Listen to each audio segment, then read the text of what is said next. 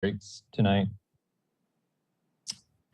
Correct. Yeah, since we do have a closed captioner tonight, we will be needing a 2-hour break at the 2-hour mark.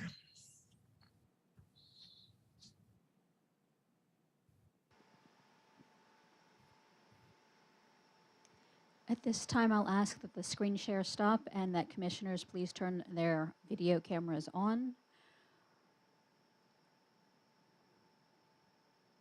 The live stream has started. We are 1 minute and 10 seconds from air.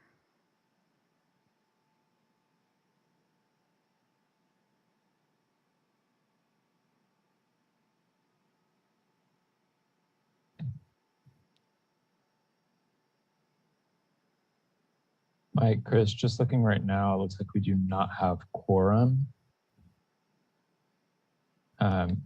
Will we start without quorum? I'll need Mike or Grace to comment on that.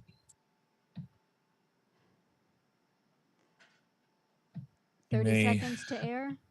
You can, start the meeting. It's just you can't take any actions. You can't even open a public hearing. So you may want to open it. The animated open is starting. And then you may want to just go back and pause until you get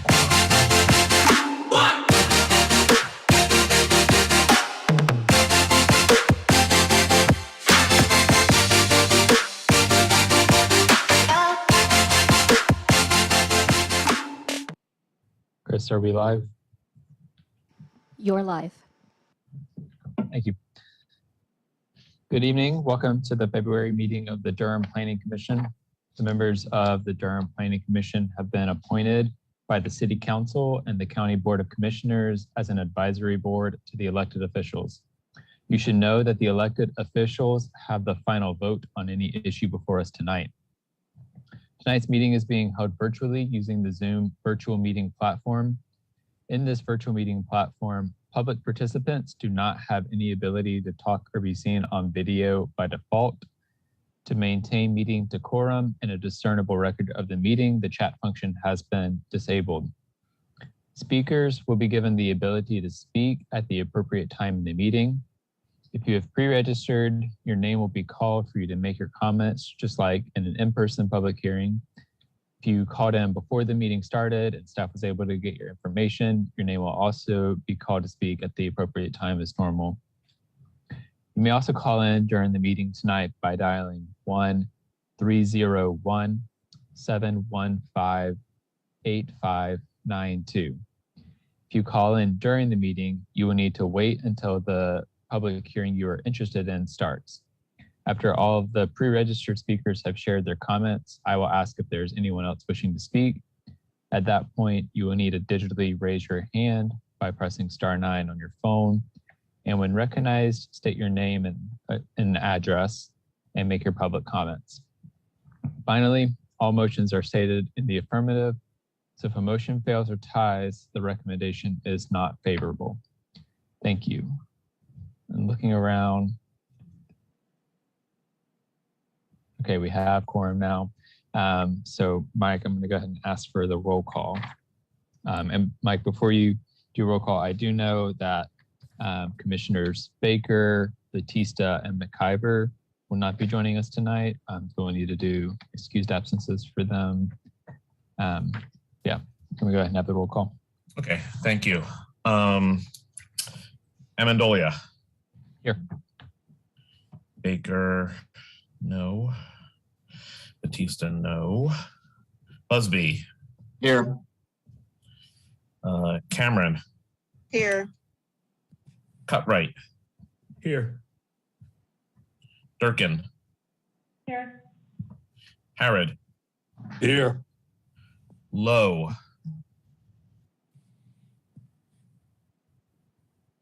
I do not have a response from Lowe. McIver is not here. Morgan. Here. Cease. Here. Carmen Williams. And Zuri Williams. Here. Oh, and I see Carmen Williams just popped on. Is that correct? Connecting to audio.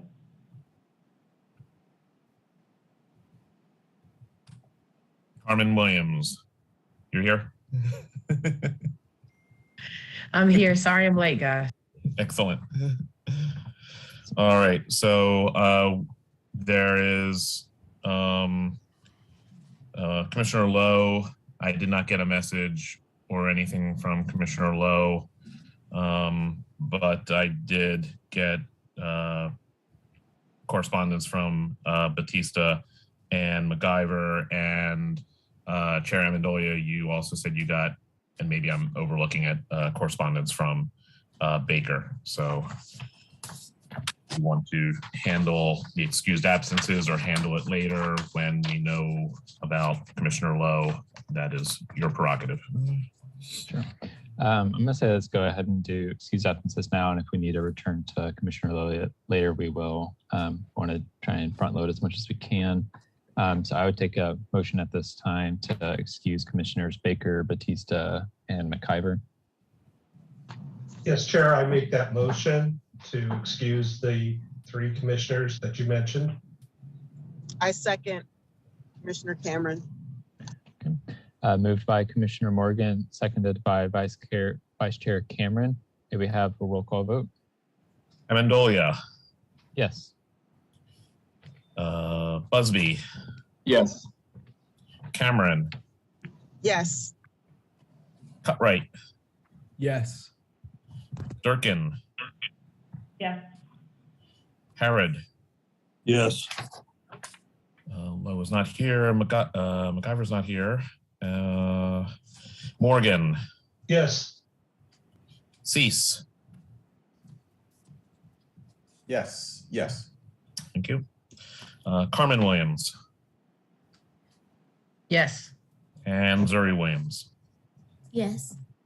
Yeah, passes unanimously. Thank you. We do not have any minutes to review for this meeting. Since it's pretty quick since our last meeting, we'll review the January minutes, I assume in March. Does staff have any adjustments to the agenda? I am not aware of any. Okay. I have no adjustments either. And so with that, we can go ahead and move towards our public hearings. So we have 4 cases tonight. We will need to take breaks every couple of hours for our closed captioners, but we're going to try and move quickly while giving everyone a chance, an equitable chance to speak, just acknowledging that we have a lot on tonight's agenda and want to, get everyone to bed at a decent time. So we're going to go ahead and start with case Z2100009, 1110 Old Oxford Road, and we'll begin with the staff report.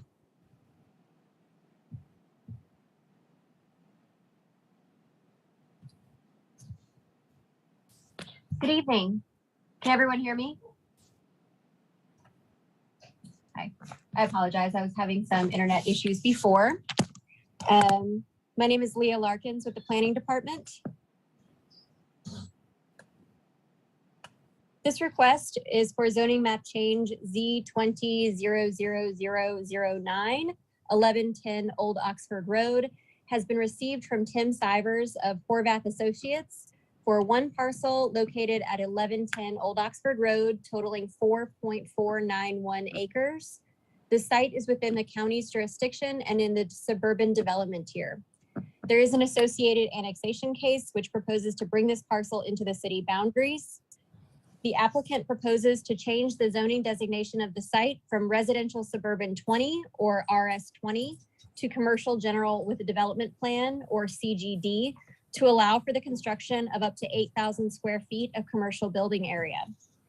On the future land use map, oh, I'm not sharing screen. Oh gosh, let me share.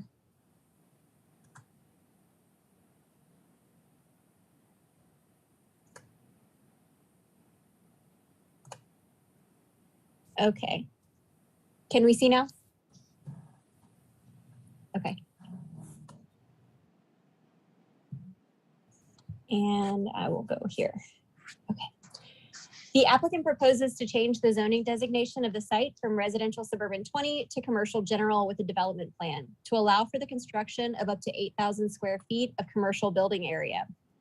On the future land use map, or FLUM, the parcel is designated as commercial. The proposed zoning map change is consistent with the existing FLUM designation. The context map shows that the site is currently zoned RS20. The property is surrounded by RS20 zoning to the south and east, industrial light to the north and southwest, and neighborhood commercial to the west. The aerial map shows the boundary lines of the subject property, as well as the site's proximity to existing residential development and light industrial uses. Also, undeveloped wooded parcels. The current aerial photography shows the site was previously developed. The remnant concrete pads from the now demolished general store and an athletic field are visible. The tree line on the eastern boundary of the property follows the railroad easement that is the site of the proposed Roxborough Rail Trail.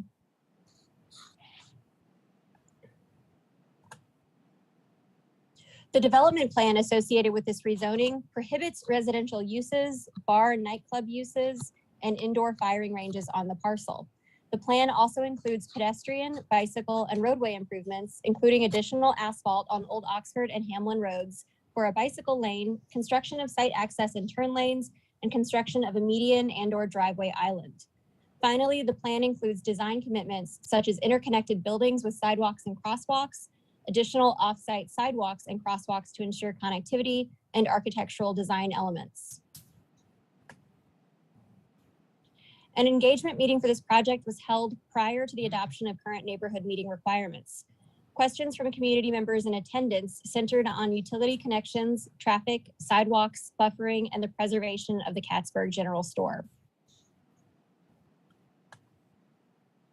Finally, staff determines that this request is consistent with 15 of the 15 community goals and objectives of the comprehensive plan that were analyzed, 3 of the 3 retained policies from the 2005 comprehensive plan, the future land use map designation, and other adopted ordinances and policies. Thank you. Staff is available to answer any questions if needed. Great, thank you. We'll go ahead and open the public hearing. We're going to begin with the applicant report. I know Tim Sivers is listed for the applicant team. I'm going to give the applicant 10 minutes to present. Tim, you may begin, and let me know if there's anyone else on your team with you tonight. Thank you, Chair Amendolia. Leah, if you could go ahead and share the PowerPoint presentation, please. No, it'll just be myself speaking tonight.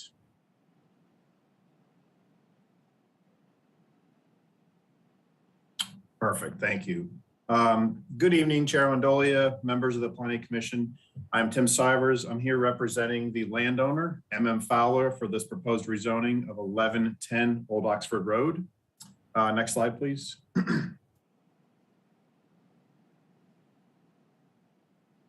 First, I do want to thank each of you for your support of the residential project at the previous hearing, shown here in yellow, which will bring over 800 residential units to the Bragtown community, including 198 income restricted units. I have the unique opportunity to also be representing the 2 adjacent commercial developments shown on the map in front of you. Tonight is the public hearing for the smaller commercial project highlighting in orange, while next month this board will have the opportunity to hear the proposal for the project illustrated in light blue on this map. Not only will these commercial developments provide the necessary services for current and future residents, but they also provide jobs right in the heart of Bragtown. Next slide, please. This slide provides a closer image of the project area and also shows the Carver Street extension under construction, which we all know is now open to the public. Next slide. The project is 4.49 acres in size, located in the suburban tier. The existing future land use map already proposes commercial for this parcel, and tonight we're requesting a rezoning from RS20 to CG, as well as the annexation of this parcel. Site characteristics include an evergreen forest to the south and east, existing athletic field, gravel parking with areas of concrete. The Cattsburg store previously stood on this site. Next slide, please. Through graphic and text commitments, this development will include a maximum of 8,000 square feet of floor area, 11% tree preservation area, right-of-way dedication, sidewalks, crosswalks for pedestrian connections to the west, sidewalk connection to the future Greenway Trail, which is planned along the eastern property line in the railroad right-of-way, as well as road improvements on both Old Oxford and Hamlin Road. Next slide, please. My final slide this evening is the enlarged development. This plan highlights the natural 50-foot buffer in green along the adjacent residential parcel. The crosshatch along the Old Oxford Road identifies the right-of-way dedication, which ranges from 25 to 35 feet. Site access 1 is shown with the blue arrow with the graphic improvements on the left of your screen, showing the construction of a right and left turn lane in addition to the 5-foot bike lane and sidewalks. The location of site access 2 is shown in orange and on the right of your screen. This access point will provide a left turn lane on Hamlin Road and limit exiting the site to only right turns through the construction of a median and or driveway aisle. In closing, I ask for your support of this commercial development, which will help improve both vehicular and pedestrian traffic at this intersection with job opportunities right in the heart of Bragtown. Thank you. I'm available for any questions. Thank you, Tim. We also have a few people signed up to speak as opponents. We're going to give 2 minutes to each person. We're going to begin with the first 3 people who signed up to speak, who indicated they definitely wanted to speak tonight. That's Helena Craig, Constance Wright, and Celeste Ritchie. Helena, you may begin, and reminder to please say your name, address, and then you'll have 2 minutes to make your statement. Thank you. Can you hear me? Yes. Okay. Good evening, Commissioner Amendola, fellow commissioners. My name is Helena Craig. My property is 1016 Old Oxford Road, which is directly contiguous to the applicant property to the south. I am opposed and really am asking respectfully for you all to consider deferring a vote on this application. The applicant's own stated goals for communication and engagement within the community were to quote unquote be accessible, transparent, equitable, and ongoing and representative of community input that leads to equitable outcomes. And I would say that it's not happened at all. My wife and I own this property and only received notice late last week. My neighbors directly across the street at 1017 Old Oxford have never received any communication, either via this public notice, which was only 600 feet, which given that every surrounding property is over an acre, meant only 2 properties really were gonna get notice and 1 didn't receive it. Nobody that I've spoken to recalls having participated in the engagement that's documented in the application. And from best I can tell, it probably happened back in 2019. As you well know, we in Bragtown have had our hands full working with the developers of the Carver Street assemblage. And this particular application was never really in the discussions. We're proud to have come out of the previous Carver Street assemblage project with what we think is a successful model of actually actively involving community engagement. And that's what we'd like to see in this case. I spoke to our chairperson of the Bragtown Community Association, Vanessa Mason Evans, and she unfortunately couldn't attend tonight because she literally did not receive notice in order to make it tonight. So she did make time to schedule a meeting with the community with Mr. Sivers, and that's going to happen this Saturday. But clearly that would be after any vote tonight. And lastly, the main thing that I want to point out is there is active high-risk petroleum contamination on the subject property that has not been noted, that to the best of all public records I can find, the applicant has not worked with the North Carolina Department of Environmental Quality, even though that petroleum has actively contaminated our well and has been monitored for at least 6 adjacent properties residentially since 1990. Thank you, Helena. Constance Wright.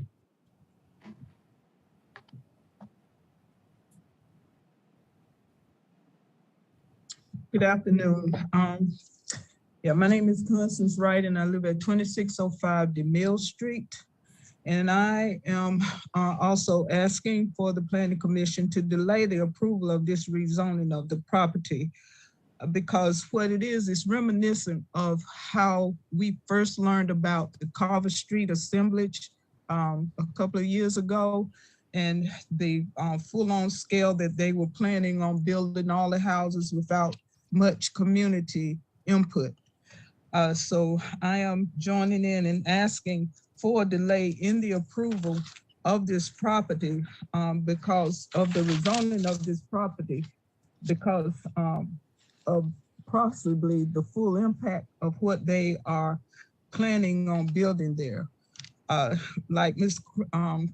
Craig was saying, there's soil contamination, and we know from other experiences and hearing on the news and all about how communities are built and businesses are built on contaminated soil, causing sickness to residents in the area. Again, cutting down the trees is going to cause a lot of pollution and all coming in, especially with the impact of the heavy traffic and all. And because Cattsburg store was there and there was a gas station there, the likelihood of the soil being contaminated is very high. So I am joining with the community residents in asking for a delay until Mr. Sivers can explain to us, how he is going to make it safe for the residents of Bragtown if this rezoning goes into effect. Thank you. Thank you, Constance. Celeste Ritchie. Hi, good evening. Thank you, commissioners. I'm also going to join and stand in solidarity with the Bragtown Community Association and other community members who've spoken tonight and asking for a delay on the vote on this project. This one also caught me quick, and I try to stay on top of these things. I would say things, based on reviewing the application, things that are concerning to me would be around environmental issues. So removing those trees, going down to just 11% tree save, putting in a gas station, which, as we've heard, there's already pollution on the site, but it has major implications for long-term soil, groundwater, and air pollution for the people of Bragtown. And I would say that the proposed businesses, those are not, I work in kind of public workforce world, those are not really known for high quality jobs, right? And I think that we've seen the management of other similar types of businesses by the same developer, and I would say that is borne out. We're not seeing high quality jobs, not providing kind of community space or other benefits. So, but I think the main issue is that, there really wasn't thorough engagement with the community, and would really love to see that. Thank you. Thank you. The following individuals signed up in advance indicated they were undecided on whether or not they wanted to speak. So I'm going to go ahead and read out their names. And if you would like to speak, please raise your hand. Again, if you're on the phone, you do that by pressing *9. Those individuals are Billy D, Anna Brockenbra, Natalie Pickett, and Jason Errol. And I see folks have raised their hand in the meeting. So I'm going to first call on Anna Brockenbra to speak. Hi, yes, thank you for letting me speak. My name is Anna Brockenbra, and I live at 1017 Old Oxford Road. So I am the only other residential house that will be directly impacted, along with Helena Craig, and I appreciate her letting me know about this proposal, because I have not received any communication about it since probably 2019. I was just going back through my emails, and And that was the last correspondence I had regarding any development in this area. So I would just like to have more time to kind of review what they're proposing and how that might impact me. I think my initial concern would be if we're going to put in a gas station and a fast food restaurant or a drive-through restaurant, the type of increased traffic as well as light and noise pollution that could impact me. And so just kind of wanting to know more about what is planned to be done to keep that to a minimum. And yeah, so I just like a little more time to review that material. Helena was the one that passed along the information that she received. I guess she said last week. Otherwise, I would not have known about it. Thank you. Thank you. Natalie Pickett. Hi, yes, thank you. My name is Natalie Pickett. I'm a homeowner at 1111 Hall Road in Durham. My property borders one of the adjacent parcels to 1110 Old Oxford. I'm also speaking in opposition to this proposal, and I would like to echo that request for the commission to delay their vote on the matter. As y'all know, the Bragtown community is very active in communicating with developers when given the chance to participate in authentic community engagement, which has not seemed to be the case with this request, as others have noted. The meeting notes and the engagement summary didn't specify what date that meeting was on, but it seems like based on the content of the notes, it was in 2019 before the Catsburg store was even removed. This community, like I said, strongly values being at the table throughout the development process, not just 1 to 2 years ago. So commissioners, please consider delaying your vote on this proposal until the developer has engaged more with the community they're seeking to move into and impact. Thank you. Thank you. Jason Arrow.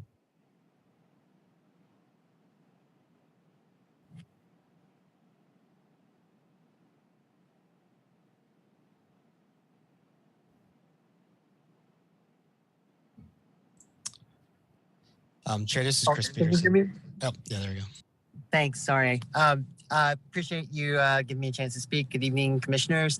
I'm here in solidarity with the Bragtown community and the Bragtown Community Association, asking for you all to delay until there has been more robust and authentic community engagement over this project. As other folks have said tonight, we're concerned about environmental impacts. We're also just really want to make sure that they're getting real feedback from the community.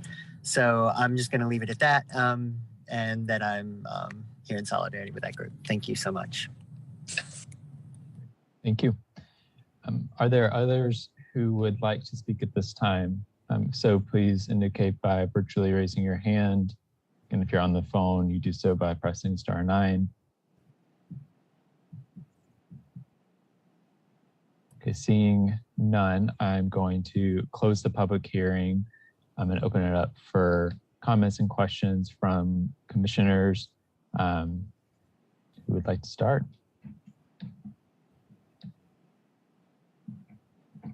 Commissioner Durkin. Hi, good evening. I'm curious why the community wasn't involved in this conversation, just especially given this parcel and their very engaged involvement on the residential portion. I would have assumed that they'd be brought in the loop on the commercial side. So Tim, if you can speak to that, that would be helpful in knowing how we're going forward. Yes, thank you for the opportunity to answer that question. So one of the neighbors spoke that it kind of snuck up on them to a point as it did us.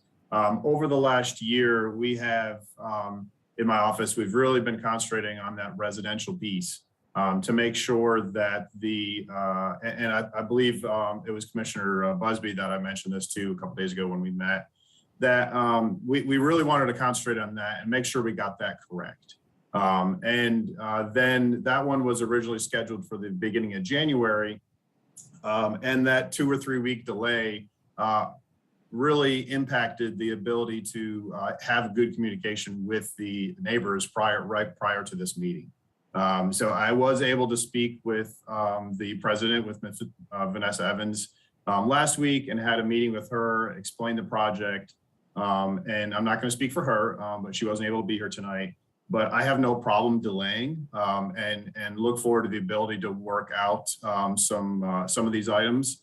But I do believe it really came down to, it was a flip of the coin, if you will. We really thought that the important item was ensuring that we could get those income restricted units for the residential, which if the residential didn't pass or didn't go through, then this was a different situation, right? So only the fact that that case was heard last week, it really hindered our ability to reach out to the community. So I am meeting with Bragtown this Saturday. That's already set and scheduled. I had some emails with Ms. Vanessa Evans today. So I am doing that. We will have these communications, but I went into this meeting tonight anticipating a deferral and have absolutely no problem doing that. Okay, now I'm glad that you started with that, because that's, I think, where we're all moving towards, and I appreciate the time crunch and how things have to kind of move in a particular order to make sense. Right. So I'm happy to hear that you're open to a delay. I want you to talk to the community as they want to be engaged. Yep. And so I just wanted, are you suggesting, how many cycles are you suggesting for a deferral? So I do know the whatever's necessary, I guess. I don't know if probably 2 cycles. I would think 1 cycle may be a little short. And knowing, depending on what can take place in the next month or so, we may need to delay the next month hearing as well, to make sure we can have that true communications with the neighborhood. I see Mr. Stock joined on. I'm okay with a 60-day if that's fine with staff. What do you think, Mike? 60 days is the minimum. There's no way you have a chock full agenda, even more chock full than this one for March, and being able to turn around any revisions.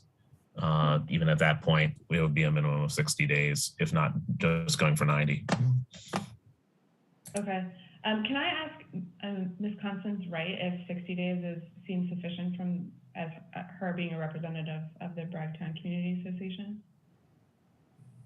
Is it possible to bring her back on audio?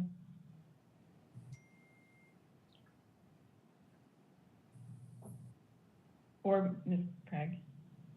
From my perspective, starting from ground zero, 90 days feels more appropriate to me. 60 days just doesn't feel like enough time to actively get caught up on what all is intended.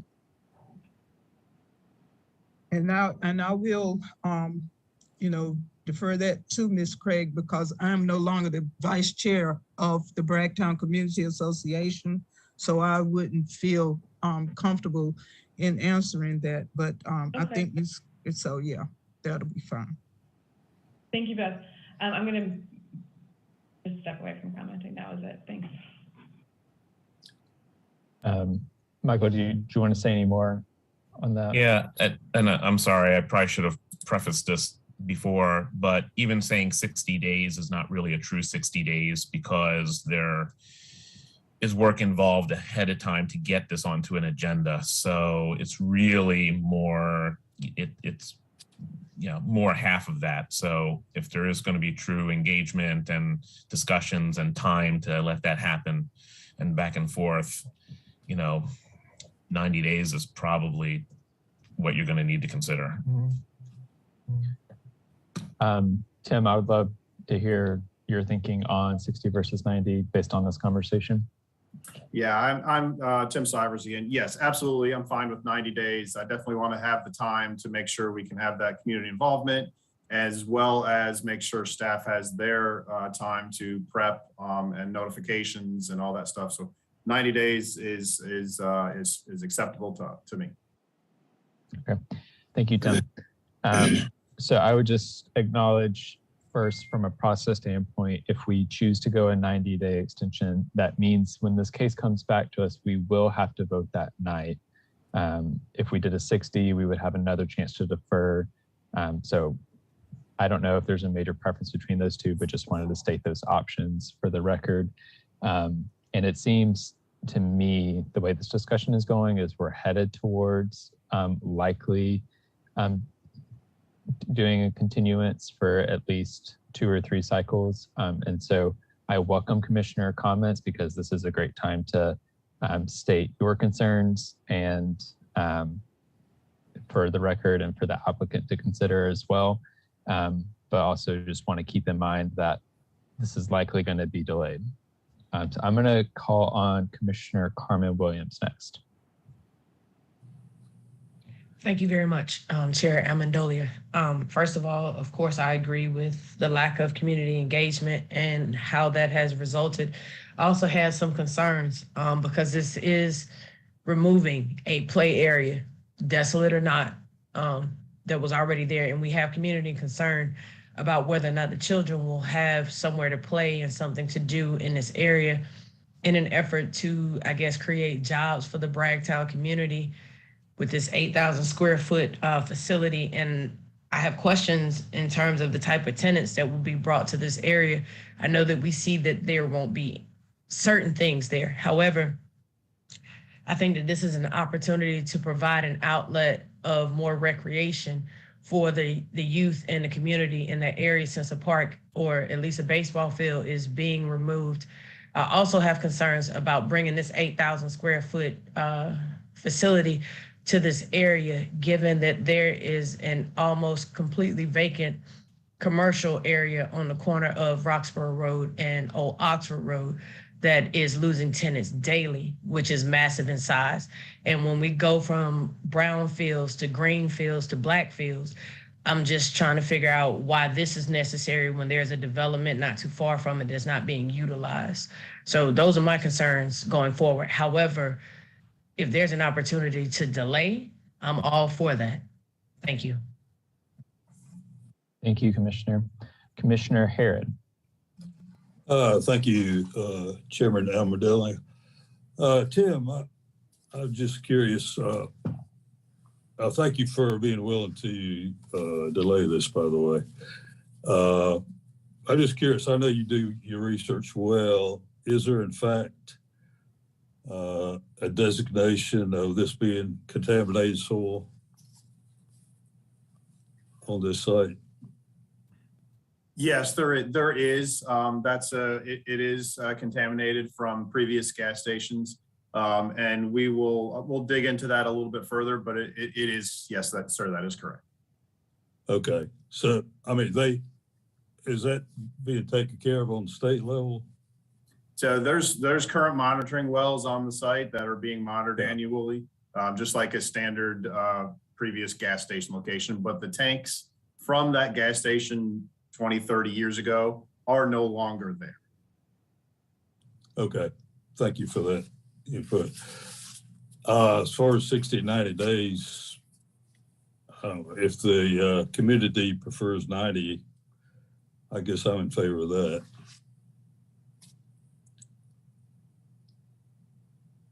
So that's all I had to say. Thank you. Commissioner Busby. Thank you, Chair Amendolia. I was just going to weigh in with the same thing that Commissioner Harrod just said. I think if the community is looking for 90 days, and as Michael Stock shared, it's going to be less than that given the time staff needs. And if Tim's amenable to that, I think the track record of this team working with this community has been positive. And I think tonight's offer is good. And so I'm hopeful that we would take the full time and bring something back in 3 cycles. So that's what I would support. And the only other thing I would add is if there is any information that is available that could be added to our packet about the contaminated soil before the next meeting, I think that'd be really helpful as well. That was news to me, but I think more importantly, I think any information that's available that can be a part of the packet will be really useful for the community to have access to as they're doing engagement with Tim and his team over the next 3 cycles. So thanks in advance for any information that we can add on that issue. And that's all, Chair Amendolia. Thank you, Commissioner. Commissioner Cease. Hi, a couple of questions, some for staff and some for the applicant. Quickly, there was a reference, Leah, that you made to the Roxborough Rail Corridor or Rail Trail. Can you describe a bit more about what that is?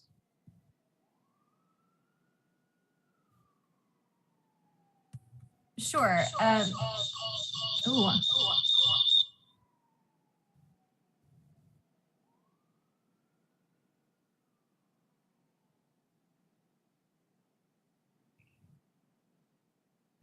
Try that one more time, or maybe Yes. somebody else on staff. There we go. Okay. Okay, there we go. That's better. I'm going to share my screen again. And I can show two different images that might be helpful to provide some context. First, I will show the development plan. Well, actually, I'll just show that.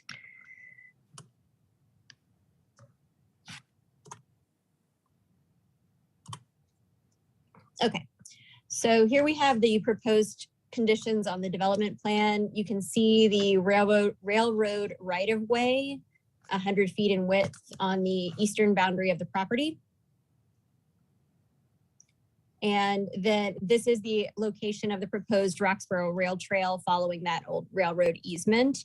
The applicant would be responsible for, or may be responsible for, providing improvements to that trail as they work with Parks and Recreation. Tim, I'm not sure if you can weigh in on that. You have your hand raised.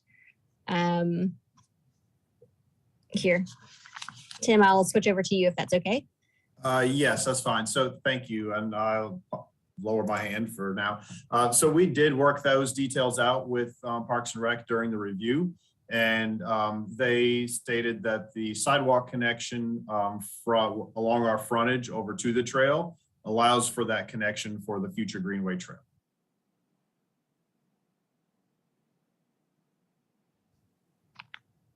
Okay, thanks. That's a little bit more information. Let me ask you also, just quickly or ballpark, how far is it to the residential that's part of the Carver assemblage, the case that was heard the last meeting? Say from the intersection, if that's the shortest route. If you will, I don't know if you're asking me, this is Tim Stivers. If you'll give me a minute, I'll get a dimension for you. Okay. And then while he's looking at that, staff, I have a question, Leah or Erlene. The list of the PED bike comments, Bicycle and Pedestrian Advisory Committee comments. There's just one item there that's referenced that the Bicycle and Pedestrian Advisory Commission requested. Let's see, place the crosswalk so that it's parallel to Old Oxford and ensure the shortest crossing distance. Please provide a pedestrian crossing signal. The planning comment is that that's accommodated. Where is that referenced in the development plan or the text commitments? So you should be able to see my screen now. Yep. I believe you're referring to this pedestrian sidewalk and crosswalk location shown here at the intersection of Carver Street and Old Oxford. Is that correct? Well, it refers to text commitment 4. I was referring specifically to the PED bike committee requests, and I call it PED bike. Sorry about that, but bike PED. Okay, we'll go up to text commitment 4.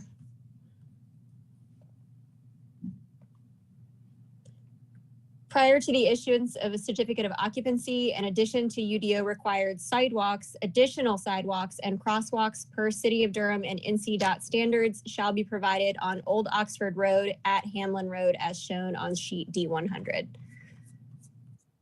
Okay. So that's what they're showing now. That's what they're showing. And Does that specifically include a pedestrian crossing signal? I'm not sure if that includes a signal as part of the crosswalk. Tim, I do know that there is a signalized crossing at the corner of Carver and Old Oxford that is already constructed. That would be here. So I don't know if one of my colleagues knows, and Tim also has his hand raised, if that crosswalk, committed crosswalk, would include a signalized crossing. So Tim Sivers, Horvath Associates. So Commissioner Cease, this project, because it's only 8,000 square feet, is not committing to the pedestrian cross signal. The adjacent project that has about 100,000 square feet of commercial, that'll be scheduled to be in front of this committee next month, does include the pedestrian crossing signal as a commitment. Okay, I think that's a very important clarification that staff needs to describe more clearly than the planning analysis that's referenced on here. It's just, these are really details that can get lost quickly.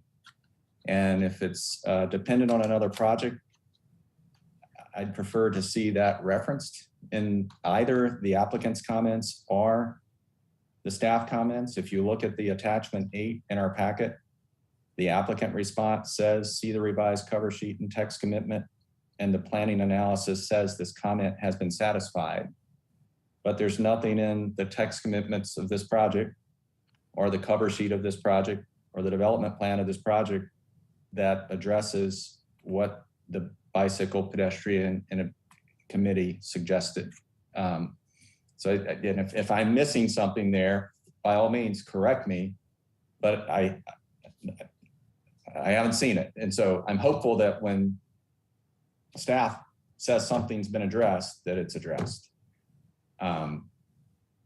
Because as someone is popping up on the screen there's no guarantee of approval of another project. And I think that's the distinction I'm trying to make, is that, Tim, I hear you describing that it would be associated with another project. There's nothing in this project that we're hearing tonight that could be characterized, in my view, as having that bicycle and pedestrian advisory committee comment addressed. But it's represented as such. I think that's just an important distinction, because it goes to, something that I have been concerned about throughout. Tim, were you able to get the distance from the residential, just ballpark? Yes, it's about 1/3 of a mile from project limits. About 1/3 of a mile. And basically that 1/3 of a mile will be covered by the other project on the other side of Carver Street. Is that correct? Can you clarify what you mean by covered? The frontage, like the distance, is it contiguous, or are there parcels that are outstanding in between the residential and this project? There's the one parcel that includes that proposal that's in front of you next month, but it's one full project. The existing sidewalk, the sidewalk is existing today along Carver Street. Yeah, but so from this intersection to the residential, it's just the other commercial project that will be coming before us that could join those two. That connects the dots. That's correct, okay, sir. Yes. So these really are, as you stated in your description, projects that are considered to be somewhat related to each other. And in fact, the way in which you described kind of holding off on the community engagement for this particular project was dependent upon how the residential project was heard by our committee or by this commission at the last meeting. So there's a relationship. And where I'm going with this is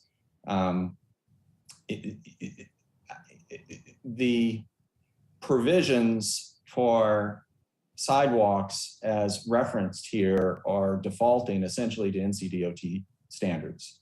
There is a clarification that states that either sidewalks or crosswalks will be provided to ensure that all buildings on the site are interconnected.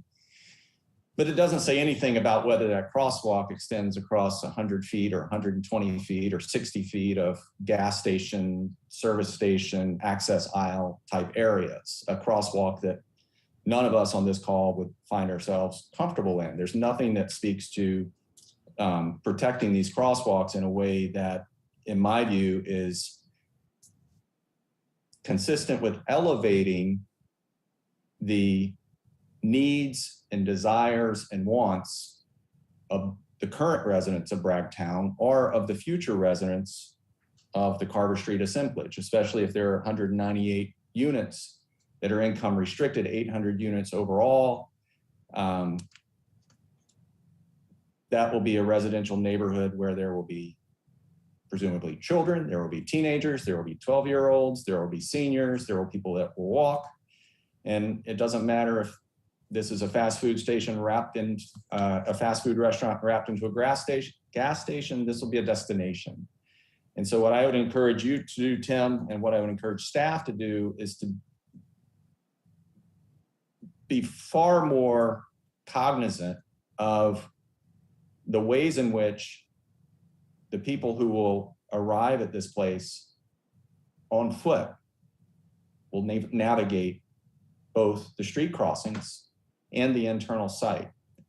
And given that it's an 8,000 square foot floor area proposed over 3-4 acres of buildable area, once you take out the right-of-way dedication and the 11% tree save and the very narrow buffers about the perimeter, there's absolutely nothing in the application that tells us where the building will be, how the gas pumps will be configured, and therefore how the pedestrian crosswalks and or sidewalks will connect for all those residents who may be coming here or maybe just traversing this site to get to the future rail right-of-way.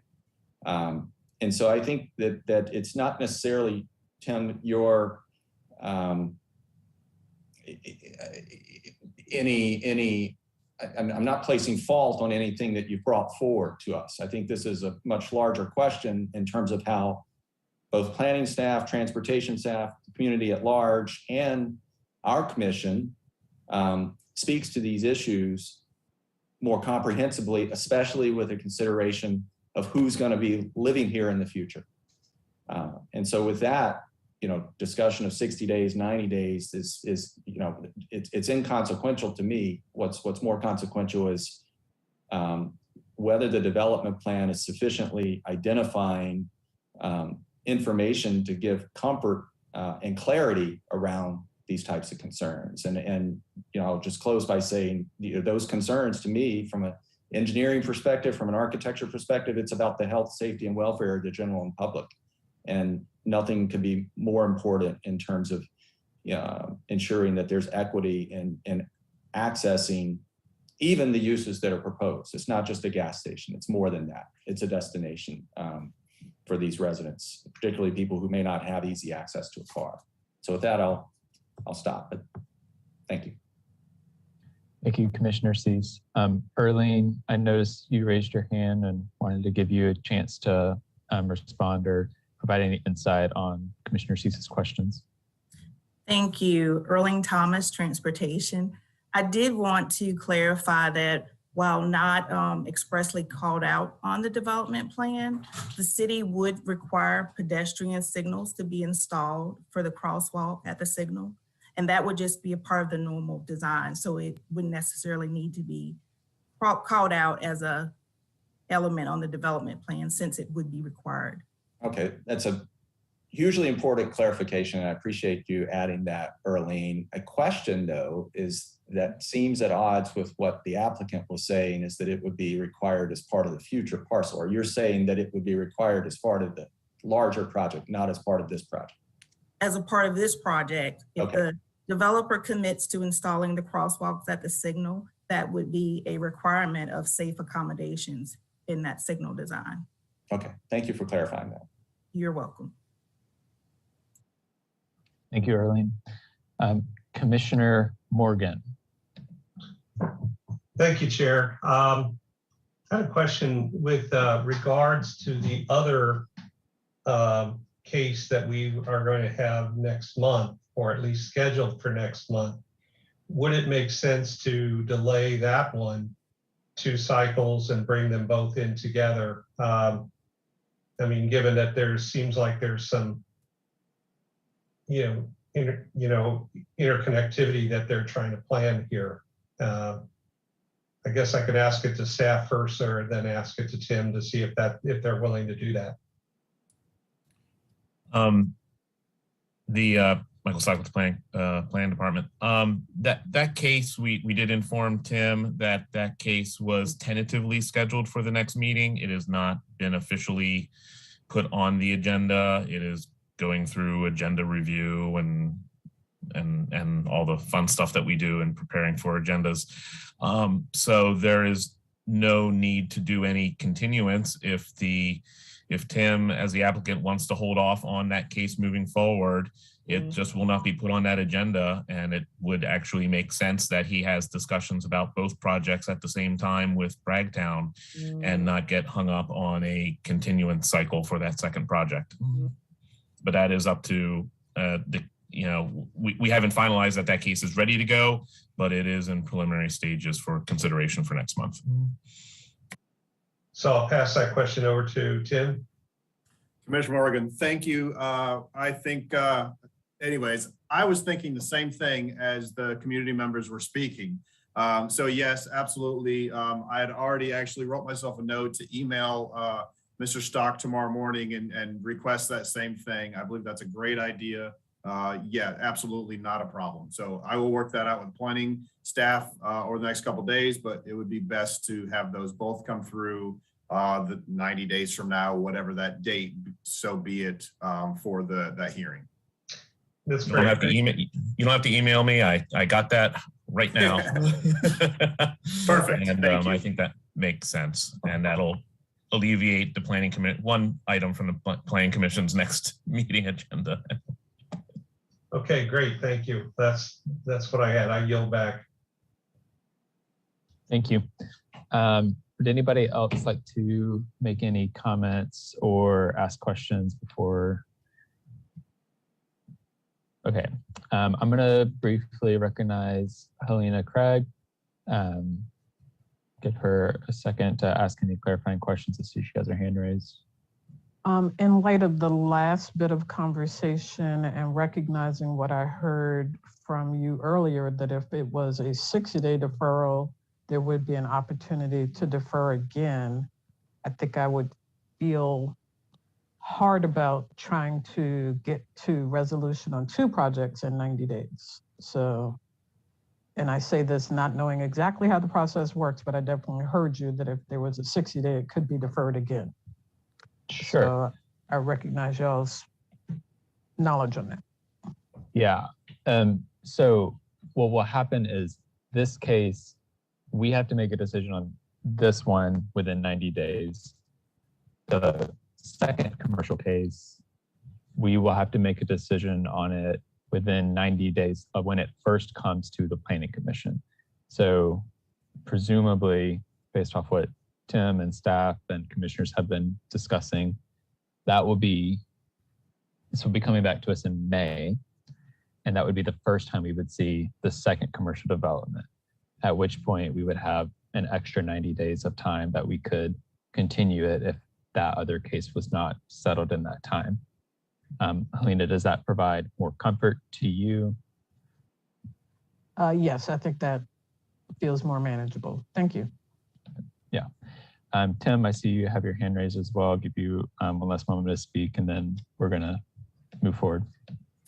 Thank you, Chair. I did just want to reach out and let the residents that are on the call here know that Ms. Vanessa Evans does have my contact information. I will look back through our notes to see if I have all of yours. I believe I do, but if not, she has my contact information. So make sure you're getting a hold of her, and look forward to speaking with everybody. So, thank you. Thank you, Tim. I'm just going to make a couple of quick comments related to my concerns. I'm glad that everybody seemed to be in agreement about addressing the lack of community engagement. I was headed that direction as well. I'm glad we're thinking about these 2 commercial developments together. I think that makes a lot of sense. A little weird that we didn't think of them with the residential development that's immediately adjacent from the beginning, but I'm not going to focus too much on that. I would like to hear more about the baseball field that's currently on this site. I noted in the report that I think it was where the applicant responds to the community goals and engagement that there was no like historical or cultural significance found on the site. And I found that a little surprising with a park there. I would love to hear maybe in some of the meetings that come up with Bragtown, there will be some more learned about that site. I assume that there's going to be some environmental management plan on this site, given the news that we heard for tonight. So I hope to see some more information on that. And this was referenced earlier. This is kind of one of my bigger concerns on this case is that if we're going to be bringing commercial sites here, I really want them to be bringing quality jobs. And I know that it's hard and it's maybe different to do that through land use and planning decisions, but it's something that I hope is incorporated in the conversations that are had over the next several months. The types of jobs that come with a gas station, like they're not the types of jobs that are gonna really help uplift people's wages. And that's what I am interested in with commercial development here. I wanna see Bragtown residents who are gonna be living near this site have access to jobs that provide them opportunities to increase their current economic status. And I think, any kind of assurances that could be provided around that would be beneficial. I think, a $15 minimum wage, like we've taken so long to get there where we have gotten there that it doesn't cut it anymore. And so I think as much as we can be pushing for high quality jobs, we need to. And a gas station does not appeal to me as a place that's going to be a high quality workplace, unless you're bringing in one of these really large corporate sites, and they usually don't locate themselves on smaller commercial sites like this. So I'm a little bit concerned about that. I don't know if I feel comfortable moving forward with this case if it's going to just provide more low wage opportunities for a community that really needs more opportunities to increase their economic status. So those are my thoughts and comments. Tim, I'll give you one last second. I saw you raise your hand. I was referring to the park, I believe.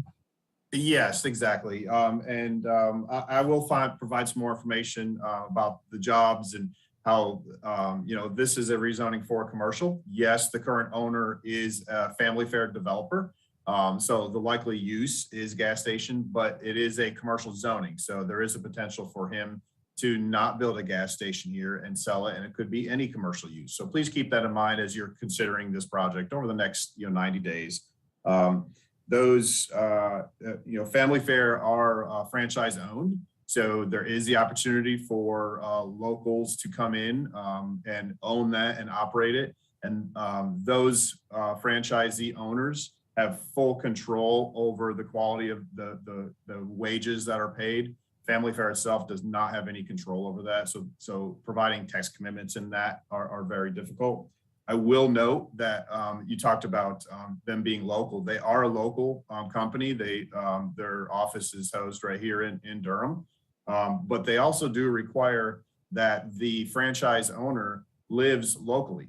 So somebody out of Northern Virginia is not going to own and operate this site. These franchise owners are in the store every single day. So they're in the store, they're in there working, making sure that they take pride in their ownership and that they keep a clean site. It's a good looking development at the end of the day. I also want to talk about the parks real quick, just for a reference. So the athletic field hasn't been used in a couple of years. That was used at one point with the Bull City Little League, which now operates their house off of Junction Road, which they're looking to expand that Junction Road facility. So that's a simple answer to that. So if there are any other questions, I can take them. I'm available. Obviously, everyone knows my contact information, so reach out if there's any other. And I do appreciate the time this evening. Thank you all. Thank you, Tim. Okay, at this time, I would accept any motions.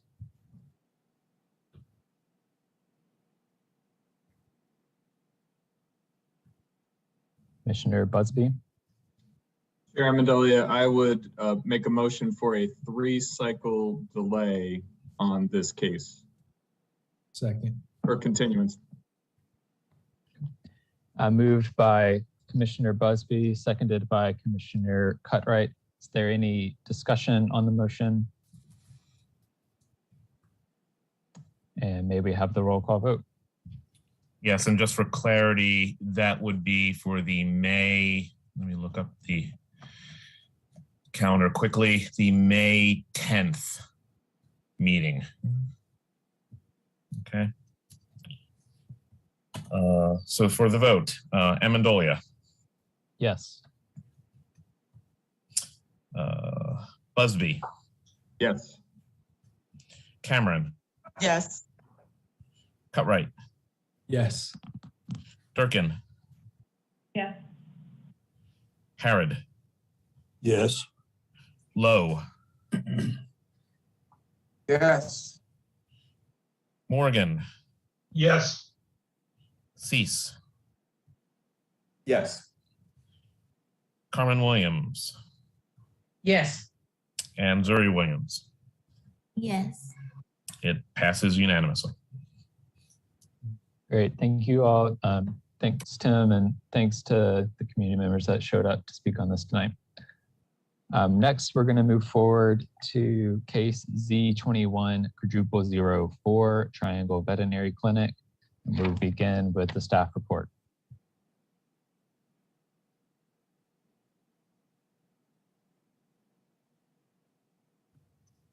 Good evening again. This is Leah Larkins with the Planning Department. The request for a zoning map change. Oh, I need to share again.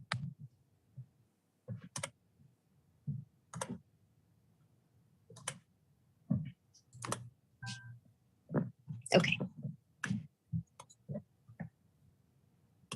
The request for a zoning map change 021 quadruple 04 Triangle Veterinary Referral Hospital has been received from Tony M. Whitaker of Civil Consultants Incorporated for one parcel at 608 Maureen Road, totaling 1.97 acres. The site is within the city's jurisdiction and in the suburban development tier. The applicant proposes to change the zoning designation of the site from commercial neighborhood and residential suburban 10 to commercial neighborhood with a development plan. A development plan is proposed, which will limit potential land uses on the parcel to veterinary hospital, medical facility, self-contained mobile medical imaging unit, and general office. On the future land use map, or FLUM, the parcel is designated as low-density residential. If the zoning is approved, staff recommends a change to the FLUM to designate the property as commercial. The context map shows that the site is zoned commercial neighborhood and residential suburban 10. The property is surrounded by RS10 zoning with established single-family uses. This aerial map shows the boundary lines of the subject property, as well as the site's proximity to existing residential development. And current aerial photography shows that the site is developed as a veterinary practice with associated parking and landscaping. The existing sidewalks on Linden Terrace and Maureen Road are visible.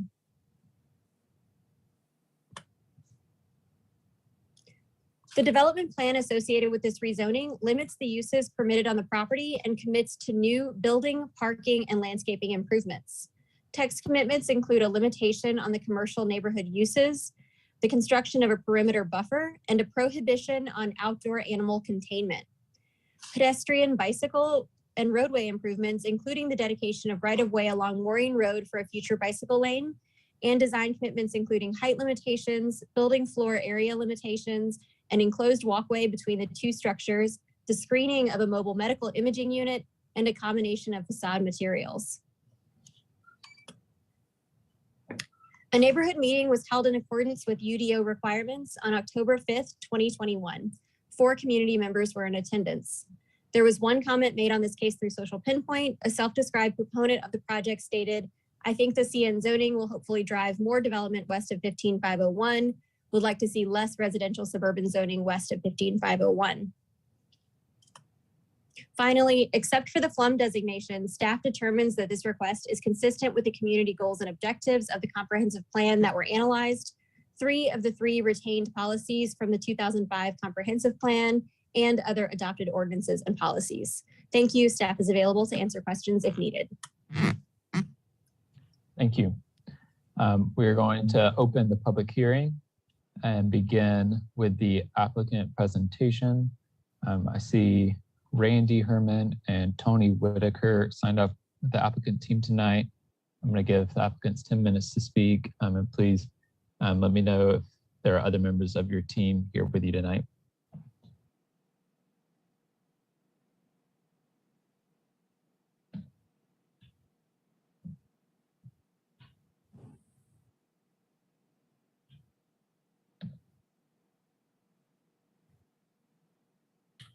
All right.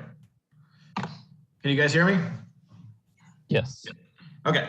Thank you, Chair Amendolia and members of the commission. My name is Randy Herman. I'm an attorney with the law firm of BA Folk, and I'll be giving the main part of the presentation. Tony Whitaker is present. He's the engineer from Civil Consultants. Also present, I believe, by phone is Barry Hill, our architect from MHA Works. And the property owners are present as well if there are any questions for them. So if we can go to the next slide.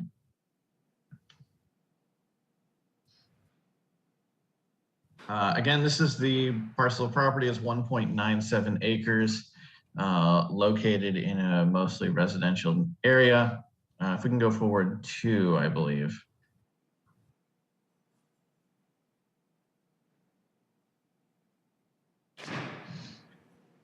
Okay, so this is a satellite view showing the existing building on the property. So Triangle Veterinary Referral Hospital has been operating this existing building since 2009. Prior to that, it was an appliance warehouse, so it's been zoned commercial since at least 2006, possibly earlier. I'm not entirely clear on the records there.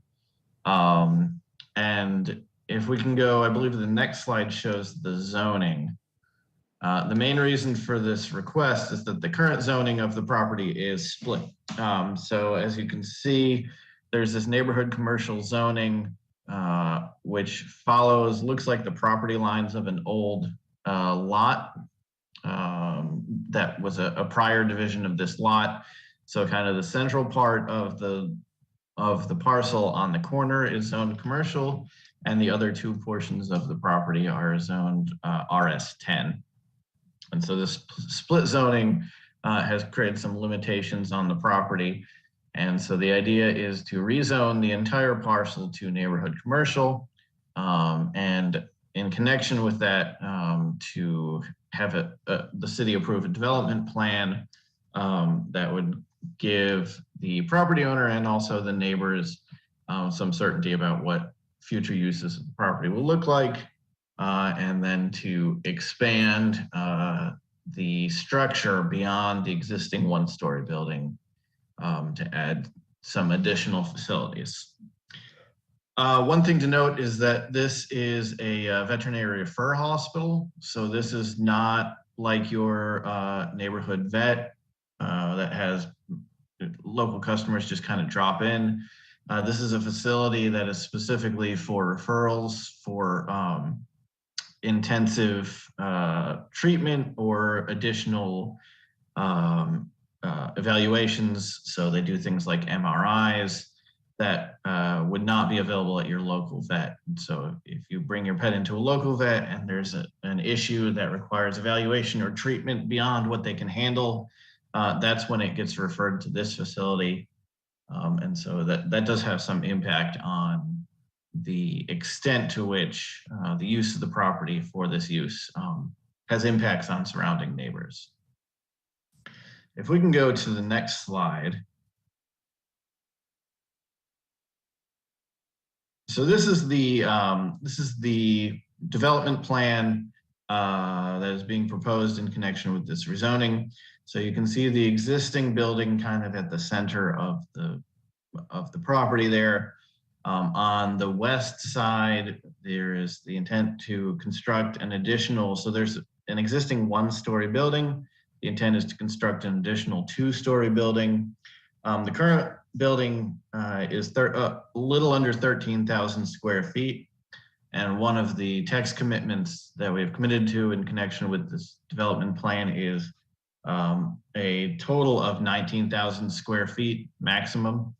So the new building is intended to be a 2-story building with a maximum of 6,000 additional square feet and a maximum height of 28 feet. You can also see that we're proposing a 30-foot preserved vegetated buffer around the south side of the lot, except specifically where there will be additional parking on the east side, and there it's a 50-foot vegetated buffer from the parking area. One of the primary concerns that we have gotten from the neighborhoods about the existing veterinary use is that parking currently is kind of limited, and therefore there are sometimes issues with people parking on the street on Maureen and Linden instead of parking on the property. So one of the additions that is proposed with this site plan would be additional parking to allow those clients to be able to park off the street and not have an impact on the neighborhood. The other thing to point out is that we are proposing additional right-of-way dedication for bike lanes on Maureen Road, on the west side of Maureen Road, along the frontage. If we can go to the next slide, this is going to have the text commitments. So again, allowed uses would be veterinary hospital, medical facility, self-contained mobile medical imaging unit. That's the MRI trailer, similar to ones you might have seen at, for instance, the hospital, and general office. Again, those are all uses associated with the existing veterinary structure. Again, the maximum total building floor area would be 19,000 square feet. The existing building is 13,000, so it'd be an additional 6,000. Maximum building height would be 28 feet. Maximum impervious would be 47,000 square feet, so a little under 55%. And the intent is to construct a perimeter buffer 50 feet wide along the parking area and 30 feet wide around the rest of the perimeter. Right away will be dedicated for the bike lane. Last slide we have is design commitments. So there are limitations on building exteriors as well as roofs, proposing architectural tiles, roofing shingles. The primary entry for the proposed building will be from the existing building through this covered walkway. So it'll act essentially as an addition to the existing building. No new source of traffic coming in. The medical imaging unit, which again is an important part of the project, will be located kind of on the back of the building and screened from adjacent properties. I believe that's all we have. If anybody, other members of the team want to add anything, and otherwise we will stand open for questions from members of the board. Great. Thank you. We have a few people who registered in advance. First, we will begin with those that registered to speak as yes. We'll start with, we have Janet Mittman and Will Robinson registered. We'll begin with Janet Mittman. Reminder to state your name, address, and then you have 2 minutes to state your comments. Hello, can you hear me? I can't. Yes. Yes. Okay.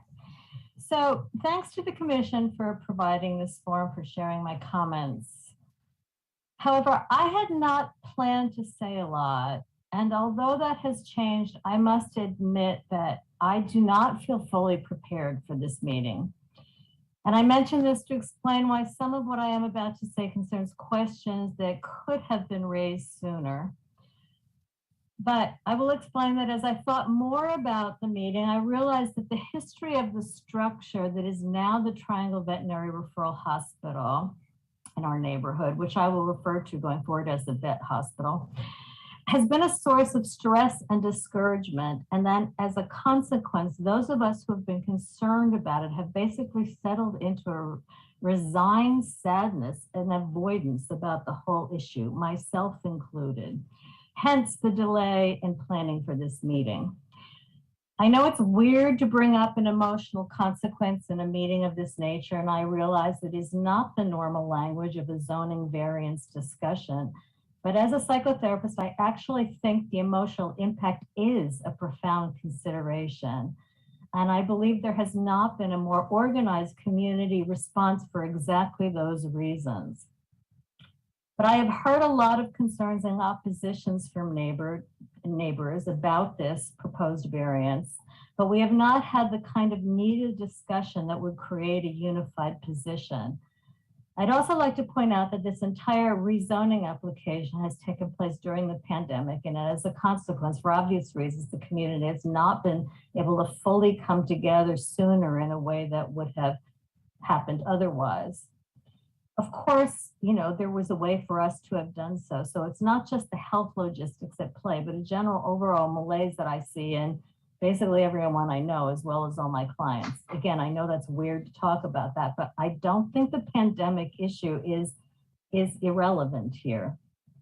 I also want to mention that originally not a large, but a small group of people who supported the comments I was going to present today have changed because, just as of yesterday, because they were divided about a particular piece of this. Some people wanted to completely oppose any new variance, and others didn't for various reasons. So I've therefore limited my comments for the most part to my own opinions and concerns at this time, except for related other views I've heard. Janet, if you could finish your thought, you've reached your 2 minutes. How many minutes? You had 2 minutes and you used them up. So if you could finish your thought, when you Oh move my to the next God, I didn't know I only had 2 minutes. All right, well, largely I wanted to say that the negative impact of what's already there in the neighborhood, an even larger building in the neighborhood, another 6,000 square feet, to 28 feet tall, and the loss of all residential space is not a welcome prospect. I'm therefore deeply opposed to any added commercial zoning. However, if the zoning variance is nonetheless approved. Thank you, Janet. Right, let me just say, I would like certain assurances be written into the variance. Thank you. Next, we have Will Robinson. Hi, good evening. Thanks for letting me speak, and I appreciate all of you serving on the Planning Commission. I am a homeowner at 3910 Linden Terrace, and I live next door to Janet, and I've gotten to know all of our neighbors. I don't currently live in the home. I am a landlord now. I've moved out of the neighborhood, but have been a homeowner since 2005 in the neighborhood. What I would like to ask the Planning Commission and the staff with help with is a way to possibly further limit the office space designation for this commercial overlay. And I think it's helpful for the background here is, you know, we started out with a warehouse shell, and Jeff and Michael have been great Triangle Vet. I think they've done a good job, but we started with a 13,000 square foot warehouse. And prior to that, it was a restaurant, a barbecue joint. And the way we got from the barbecue restaurant, which was a modest commercial footprint, to the warehouse is that the developer in 2009 took the two residential parcels, and you'll see on the map that they showed you, and expanded the commercial building footprint to max out the commercial space and use the residential parcels to meet commercial setbacks. And that what it was ended up being was de facto rezoning of those residential parcels. And now we are faced with, in fact, transition of those residential parcels to commercial parcels. And I know Jeff and Michael, want to expand the footprint, and it's kind of like the devil you know is better than when you don't know. It's probably better to have Triangle Vet Clinic here than opening up the property to any commercial use in the CN zoning. But I don't like the de facto rezoning that happened in 2009. I don't think the Planning Commission should support wholeheartedly something like that for a neighborhood. And I think one way to respond to that would be to say, Jeff and Michael, we appreciate this limitation on a future use to office, but based on our experience, which was awful in 2009, we know that the office designation can have a lot of different flexible uses, and that's how we end up with the warehouse to start with. So if there's a way that the Planning Commission might have some suggestions for limiting that office space a little bit, we would be very appreciative. Thank you, Will. We have two more individuals who registered, indicated they were undecided on speaking. So I will say their names and give them a chance to speak. And if anyone else would like to speak on this item, please raise your hand at this time. If you're on the phone, reminder that you do that by pressing *9.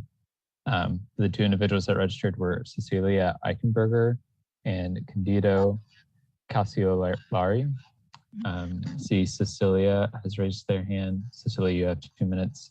Please state your name, address, and make your statement.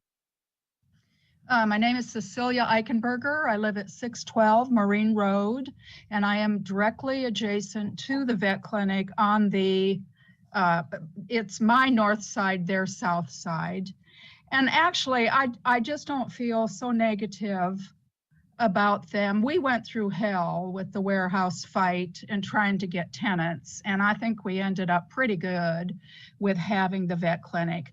Now, I wish we could see a picture, you know, an artist's painting of what they're planning. We've never seen that. We only see two-dimensional diagrams. I'd love to see a picture of what this is going to look like. And I don't mind the plan they have with this additional building. I kind of hate that MRI thing being closer to me because I hear it beeping and chirping and stuff, but you know, I can live with that. And, you know, I understand the need for parking. I just am concerned, like, and it sounds like it's pretty safe, that it's not ever going to be able to become a gas station, you know, or the family fair. You know, I don't want to see that happening. And I also don't want some kind of Trojan horse thing that once they get this zoned commercial, that they can sneak things in to the green buffer zones. I don't want to see that destroyed. At least we would have trees and grass and make it look pretty dignified. So I don't want to see that violated. And that is my main concern. Otherwise, I don't feel that negative about their expansion. You know, they've not been that troublesome to me in terms of cars and traffic and noise. You know, it's acceptable to me, but just a couple restrictions there to not let that get out of hand. Thank you. Thank you, Cecilia. Would anybody else like to speak? Again, if so, please raise your hand at this time.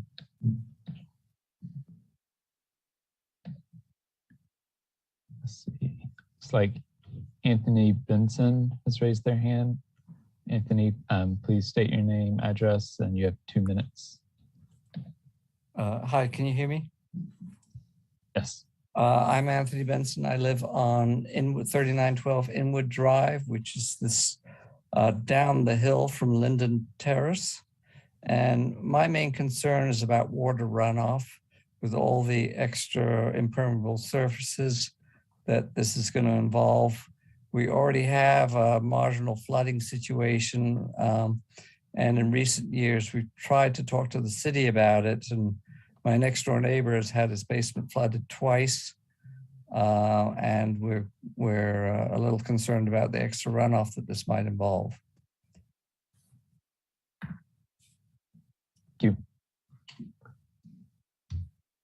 Okay, seeing no other hands raised at this time, I'm going to close the public hearing and open it up for commissioner question and comment. And I see Randy Herman, the applicant, has raised their hand. So I'm going to acknowledge Randy. I just wanted to respond quickly to Mr. Robinson's request.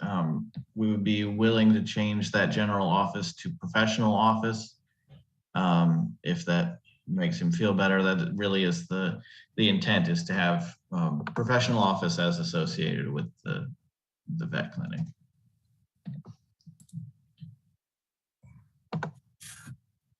Michael, do you have thoughts on that? I think the applicant needs to clarify. I'm hearing that there want offices that are associated with the vet clinic, and if that's the case, that's not necessary to limit their offices associated with a medical facility or a vet clinic are part of the facility. Are they wishing to preserve the right to convert the entire facility to an office building, or are they looking to just preserve the right to have offices that are part of the veterinary clinic? Yeah, I believe we want to preserve the right to have professional office as a use on the property. There's no distinction between professional and general office building then.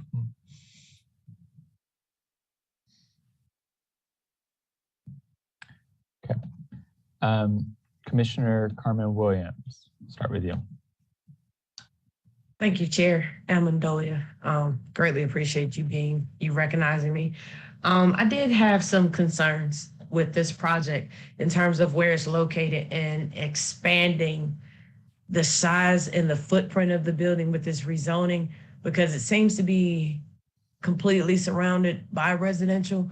So in construction of a parking deck in a commercial building and then another commercial parking area, it will increase runoff. However, how much of a disruptance is this project going to be to the persons who already live in this area with construction traffic?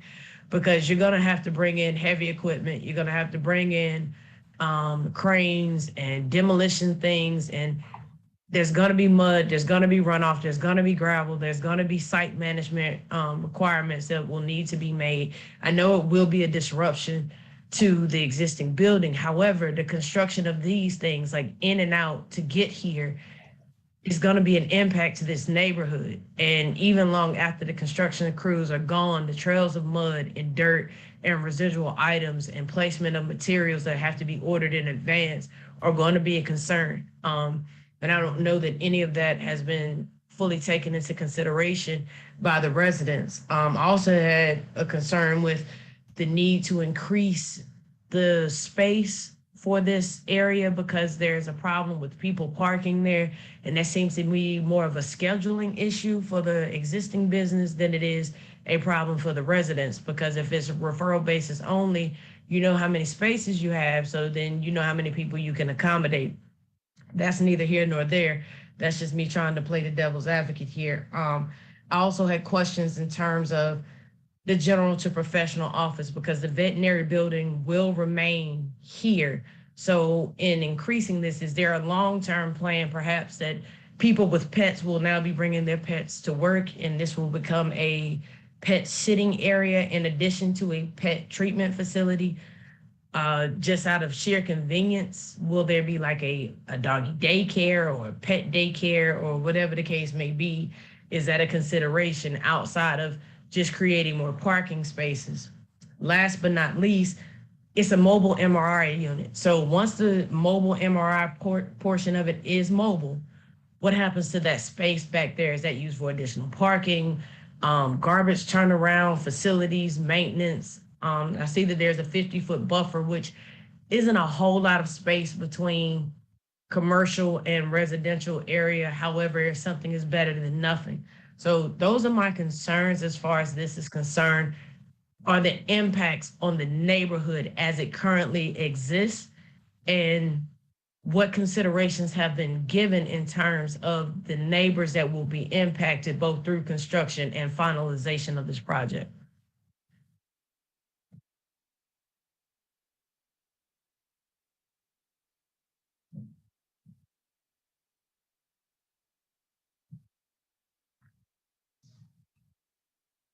But those questions are to the applicant, and you can respond to those questions at this time.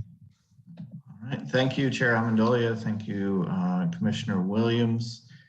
First on the mobile MRI unit, As you can see from the existing site plan, the mobile MRI unit is already located on the property currently under a special use permit.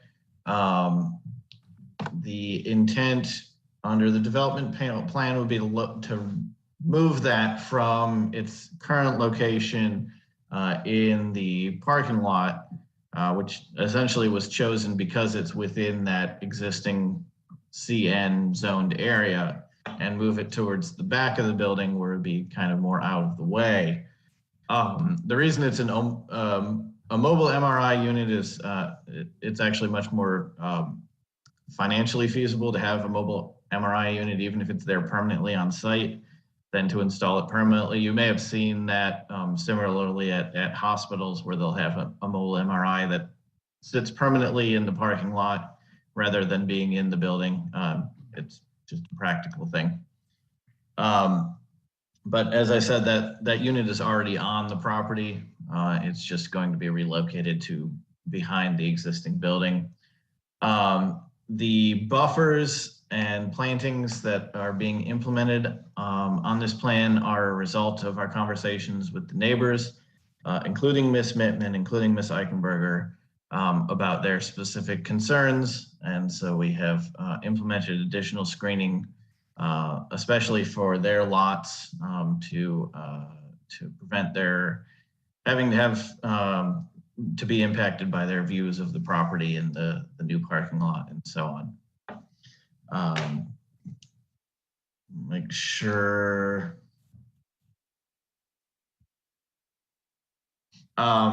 Also, there was a mention of a parking deck. I believe there's no intent to construct a parking deck. It would be additional surface parking. I can see that maybe is confusing because it's included in the on the development plan where it indicates envelope of new 2-story building parking and service facilities. The building will be 2 stories. The parking will be surface parking. So just to clarify that.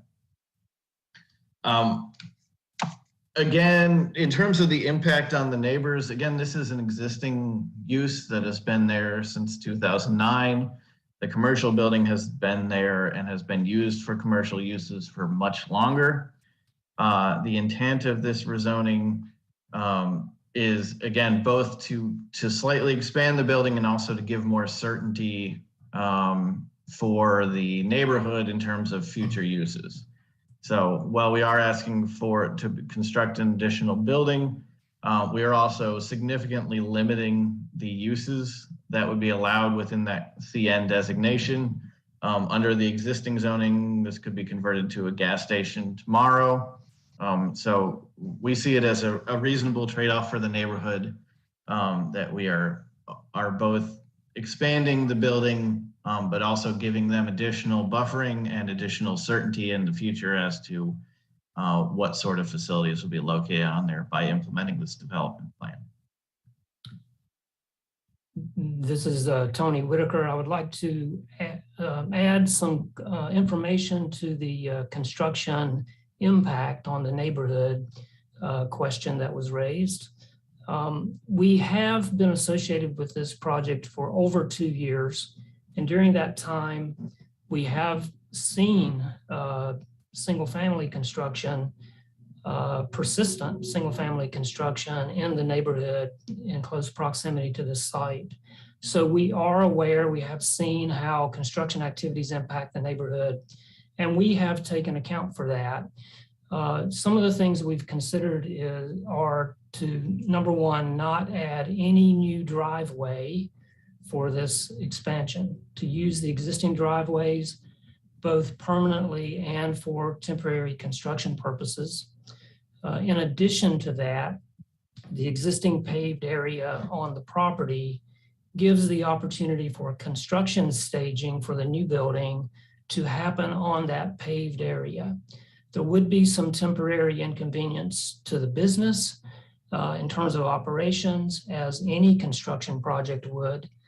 And of course, neighbors would notice construction activities as they currently notice other construction activities going on now in the neighborhood.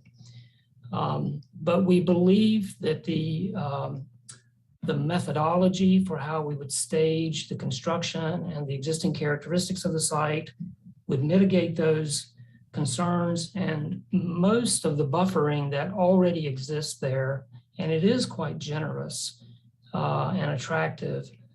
Virtually all of that buffering would remain during construction. Any that's damaged during construction would be replaced and in fact supplemented by the development plan that we propose. So we think we've taken good account for that, and just wanted to be able to respond. Thank you.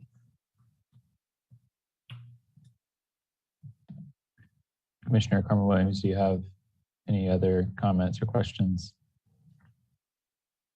Not really, just addressing the fact that there's already limited parking, so the pad that will be provided for material storage will further limit that parking, but that's about it.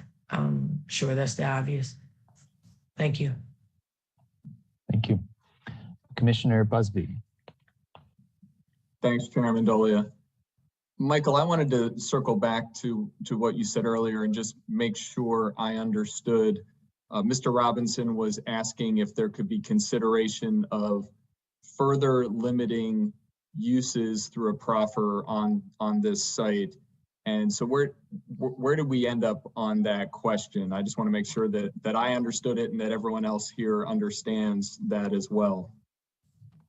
My understanding is that they would like to preserve the right to have this site used as a general office, professional office building. Okay. So no changes. No change from what I understand. That's correct. Okay. And then I guess, thank you. And the question for the applicant is that accurate? Are there any options from your perspective to additionally limit any uses on this property per Mr. Robinson's suggestion? That's correct.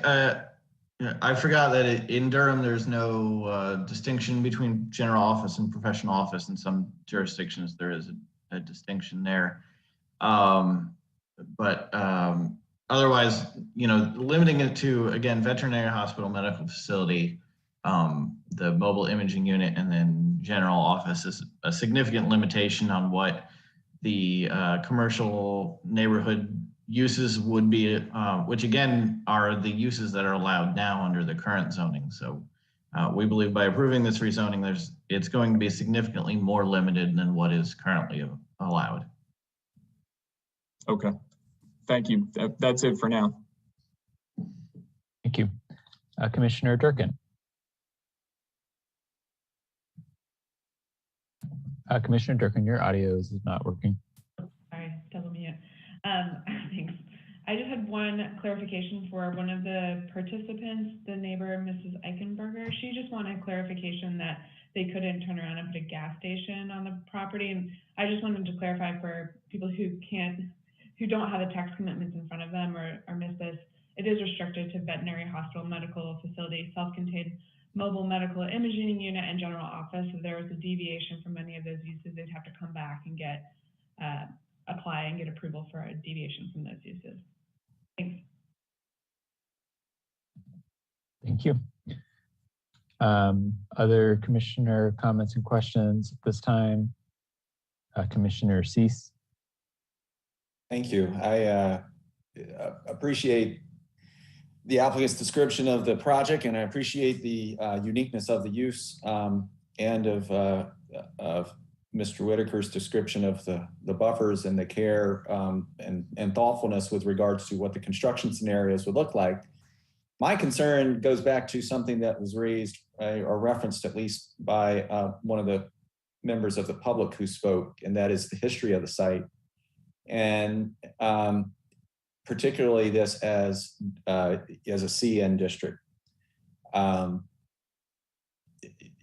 Head scratcher is too simple of a description for the comparison between the CN district intent statement and the project description that Mr. Herman provided for us. I can't see those being reconciled. And let me just describe, or let me just quote from the UDO, the CN district is established to provide for modest scale commercial centers in close proximity to residential areas that offer limited commercial uses to satisfy the needs of the surrounding neighborhood. It goes on to say that compatibility is facilitated through standards and buffering, that is provided here, that provide for walkable, pedestrian-oriented development that complements nearby residential neighborhoods. That's the intent through which the CN district is crafted in the UDO. Yet the use has always been, it was kind of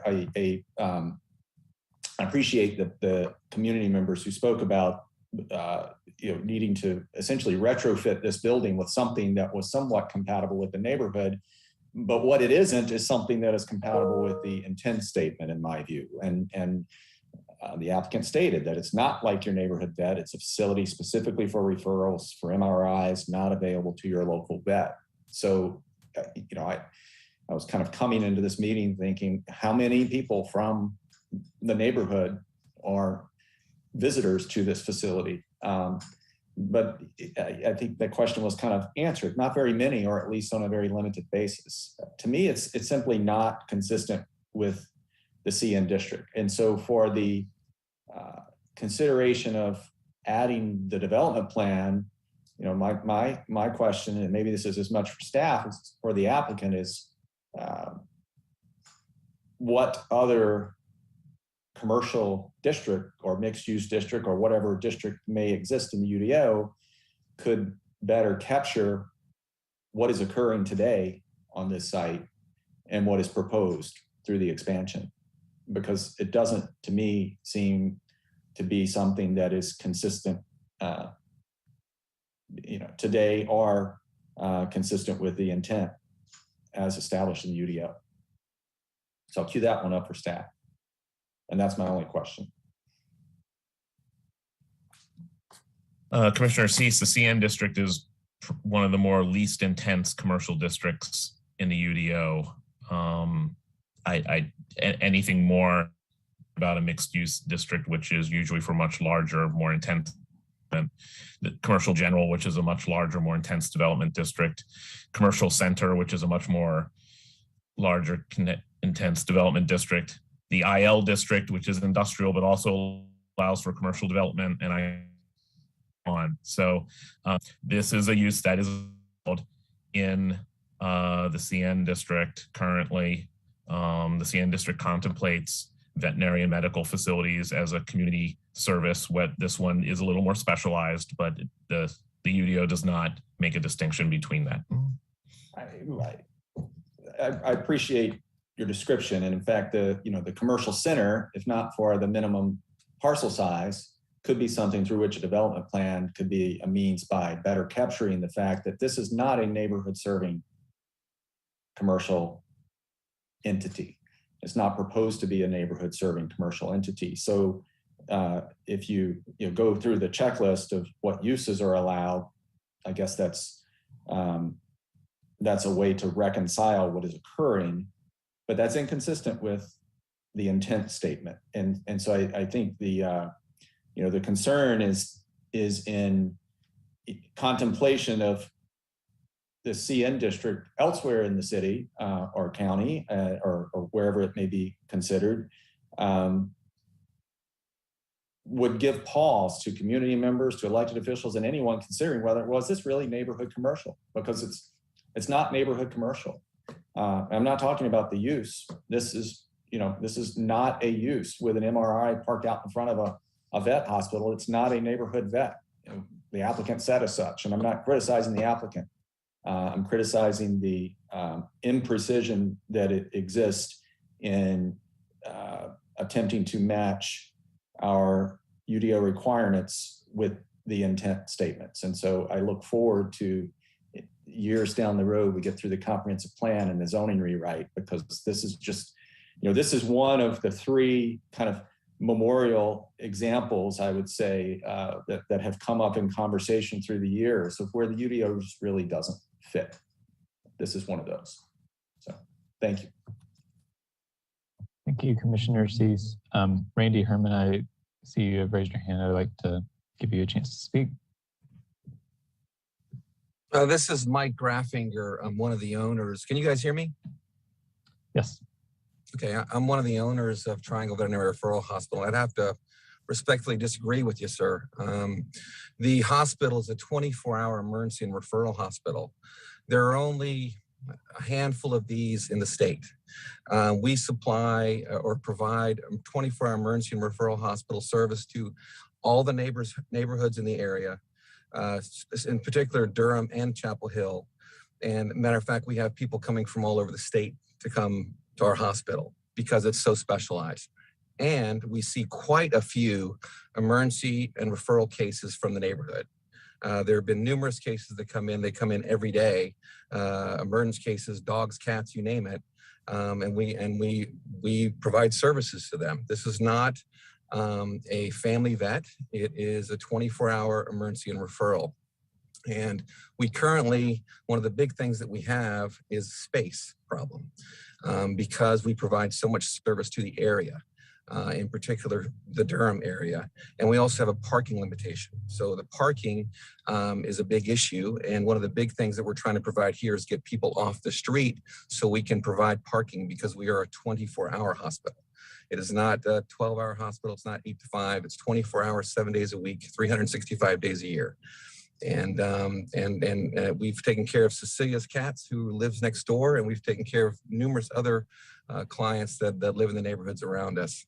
So I just wanted to make that clear. This is no different. We're in the animal field, but it's no different than Duke being up the street, literally one street up in the middle of a neighborhood. We are that type of facility, but in the veterinary field.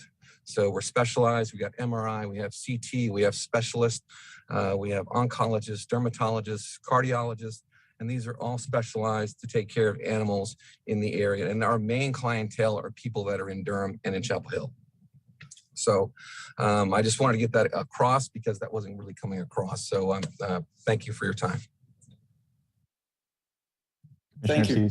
Yeah, thank you for clarifying. And I want to be clear. I'm not questioning the value of your use. You said that that you wanted to respectfully disagree, and I would say that you actually kind of proved my point. I'm not arguing about the service that you provide to the community. As a, I think something like 30 different foster animals have filtered through my family's house over the past calendar year from APS. So, and I've made many visits to emergency vets. So that's not my conversation. My conversation and the point that I was raising is something that in your comments became clear. This is a destination for people from throughout the state. It's a destination for people from Chapel Hill. It's a destination from a much broader community. And to me, that's inconsistent with the CN district intent statement. That's not a comment on your use. That's a comment on the imprecision that exists in our ordinance. And so I just want to make that clear. Thanks. Thank you, Commissioner Cease. Yeah, and I would like to reflect that we often see cases that reveal the imperfections in our planning system in Durham. And we often, it can easily come across like we are going after a particular application or applicant. And I think it just reveals that each of these cases is an opportunity for us to shed light on some of the things we need to fix. I agree with Commissioner Cease's comments that if there weren't an existing veterinary clinic here, I would think this was a weird place to put one, because I would want to see something like a restaurant or a playground where the residents around can walk to and go grab a bite to eat and have their kids play on the playground. The veterinary clinic's there now, and I'm glad it exists. As the owner of 2 cats, did not know that Triangle Veterinary Clinic was where it is, and I'm very happy to now. So I appreciate that for this reason. And I think I would just add, I think one of the distinctions between the veterinary clinic and the Duke Regional Hospital is the location. Duke Regional Hospital is very set off on a campus, and I recognize there are reasons for that, like land use and stuff, but just wanting to reflect and highlight, we're not trying to bash this particular application, but point out to mostly to planning staff the work that needs to be done as we're going through this comp plan process and eventual UDO rewrite.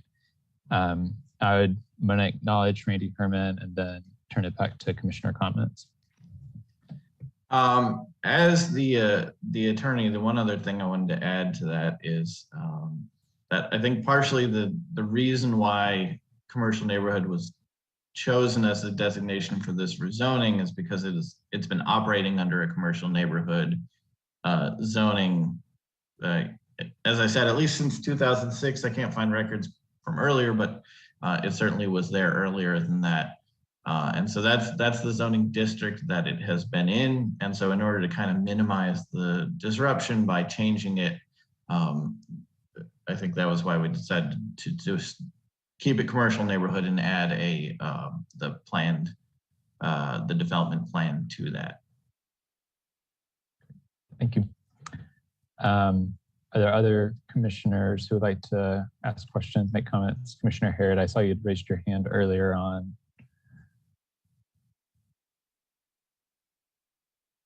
Commissioner Harrod, you're still on mute.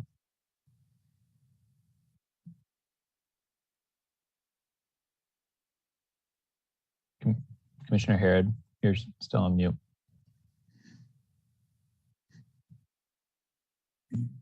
Sorry, can you hear me now? Yes. Sorry about that.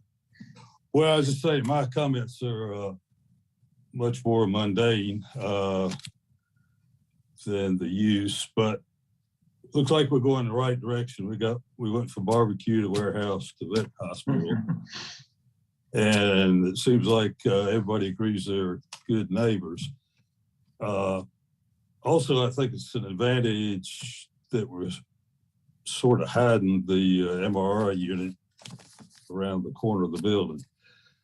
I did have a question about water management.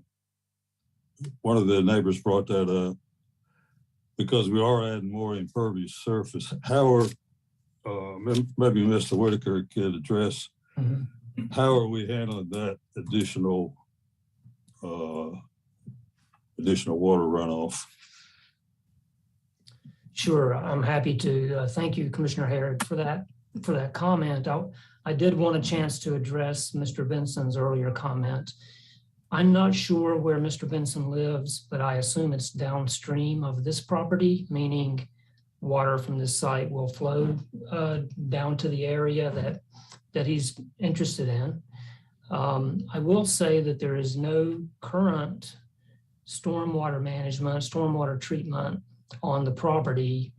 That there was an attempt at some of that in the past under old regulations, but those do not meet current Durham standards, and I believe they're not very effective in really mitigating stormwater impacts right now. So what we would definitely do with any new construction is comply fully, minimally with current city standards, which would require us to go back and treat some of that runoff to mitigate certainly the proposed impacts and quite possibly some of the existing impacts, both in a water quality manner and a water quality manner. And so there are various ways that we would do that. This is a limited site. We're not talking about building big stormwater detention areas that would require clearing trees and so forth. But there are some surgical, strategic ways that we can introduce some devices into the parking areas, into the fringes that the city allows that will treat and manage the stormwater runoff. And we do certainly anticipate that. The development plan shows 2 locations and some big bold dots on the plan for where those would occur. Other locations could occur as well. These are just the 2 locations that we thought about that would be reasonable and the best locations. So we have thought about that. We fully anticipate managing stormwater to meet or exceed minimum city requirements. Okay, thank you for that answer.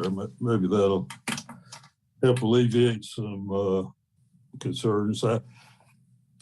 looks like you are adding approximately 12, 14 parking spaces, which is pretty significant improvement, but it also does create impervious surface. We were talking about employment earlier. Is there, just curious, is there going to be any additional employees as a result of this addition?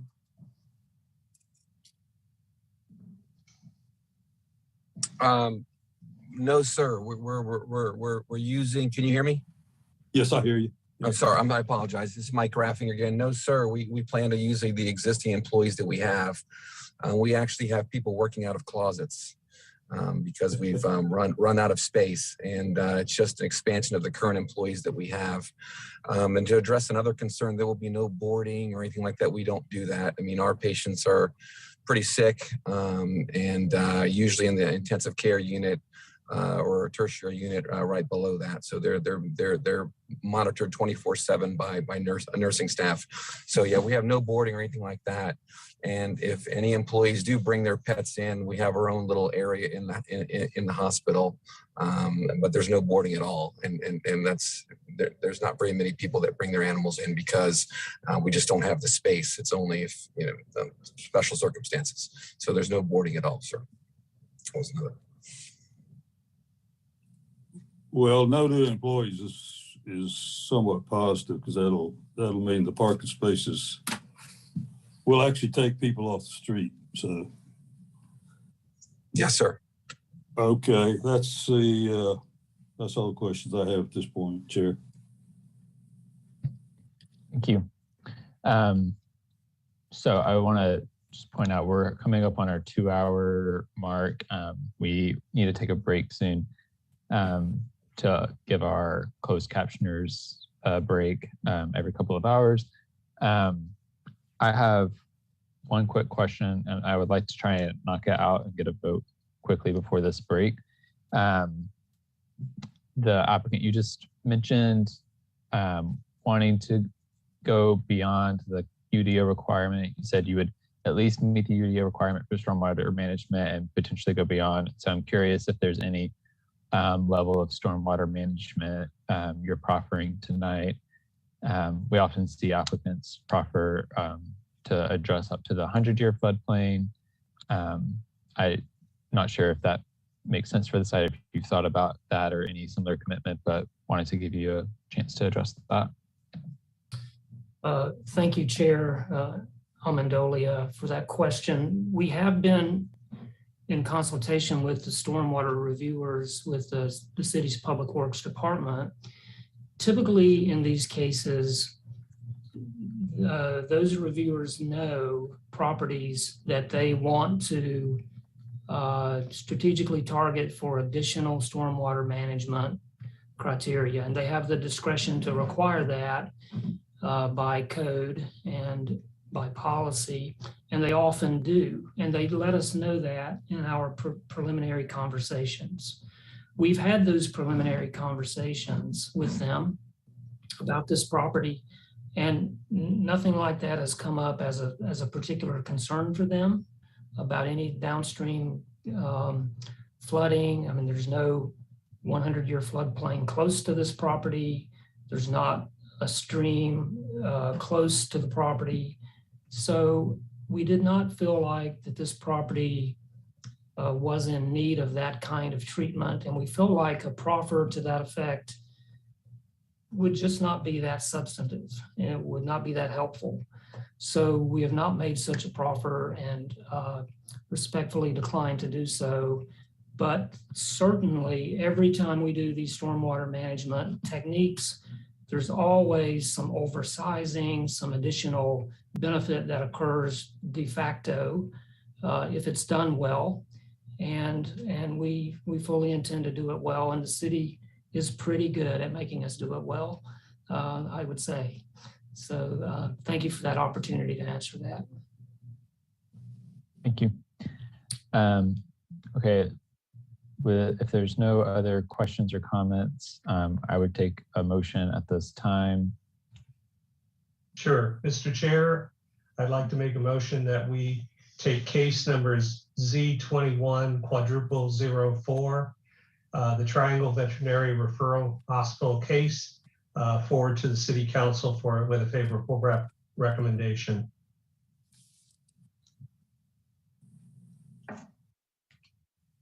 Second.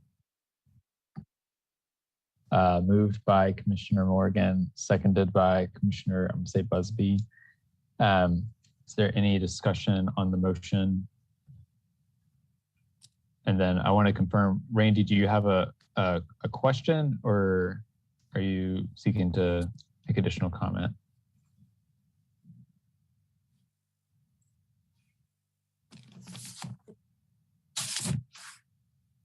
Okay, seeing no unmuting happening, I'm going to ask for the roll call vote. Chair, before I call for the vote, I believe there were 2 commitments that were made regarding construction, traffic, and the staging of construction materials.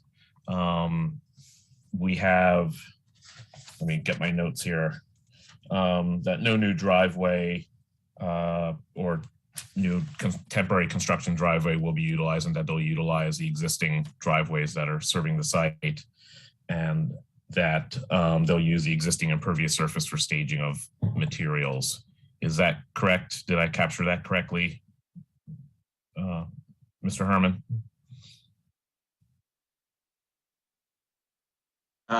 Yes, I believe that's correct. Let me make sure. Tony, is that an accurate statement?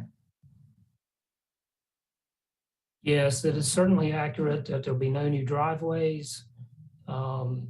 You know, any driveways that we would have are typically required to be shown on a development plan. So we didn't feel the need for an extra proffer or an extra commitment regarding that, because it's graphically depicted that way on the development plan. I guess the nuance is that we don't propose any additional temporary construction driveway, and I wouldn't think there's any desire on anyone's part to do that. So that's safe ground to say, yes, that's a commitment that we can stand behind. I think the majority of the staging, virtually all of it, would be on the existing paved area. But to say that some of the staging may not touch some non-paved area would be a stretch. So I would rather not put it in a form that it's, you know, so rigid, but clearly it is both practically prudent and something that we intend to do to keep the staging on the paved areas, 90% or more. Okay, we can work out the wording for that first commitment then. And I hear just the one more commitment. Right. Thank you for clarifying that. We need to make an amended motion. Yeah, we can. I'm happy to amend my motion to include those items. All right. I will take the roll call then. Amendolia. Yes. Busby. No. Cameron. Yes. Cutright. Yes. Durkin. Yes. Harrod. Yes. Lowe. Yes. Morgan. Yes. Cease. No.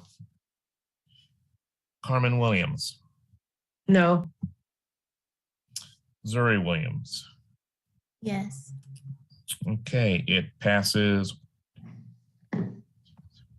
8-3. Thank you. Thank you.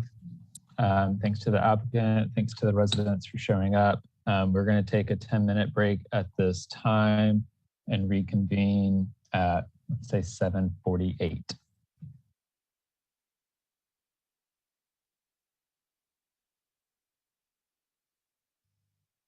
Have you experienced changes in Durham that negatively affect your everyday life? Many in the community have. The City and County of Durham want to correct those issues and ensure that future changes work for the entire community. They're listening and want to hear your ideas for making Durham a place where everyone thrives.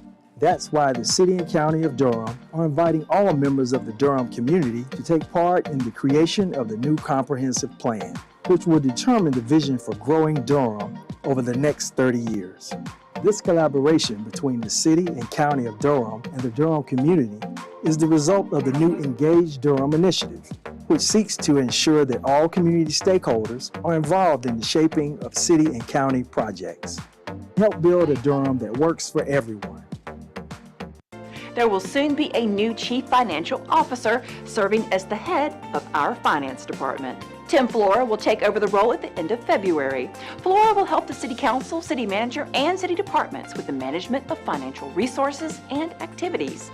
Those include debt and cash management, payroll, vendor payment, financial reporting, purchasing, general billing, and revenue collection. Flora has served as the Finance Director for the town of Knightdale since 2019. In that role, he led efforts to develop, execute, and manage the town's financial resources, as well as ensure financial integrity and accountability of the town's annual operating budget. Before that, he was the Director of the Buncombe County Government Finance Department. Flora is a certified public accountant, certified internal auditor, and a certified Government Chief Information Officer. More information about the Finance Department's important role in our day-to-day operations can be found at durhamnc.gov/456. Chief, I know you said that you think there's more of a violent element to the shootings that we're having. What did you mean by that? It is the number of shots being fired. You know, one shot is too much. Okay, I really do believe that, and I think we all do as well. But when we look at the multiple rounds, so when we have 30, 40 rounds of expended casings where bullets have been fired, that is mind-blowing to me. And the fact that this is happening frequently it does indicate that there is an increased level or a higher level of the wanting to get someone, the being committed to committing this crime. And unfortunately, the commitment is there to end a life. Did you know the City of Durham has interpretation and translation services available?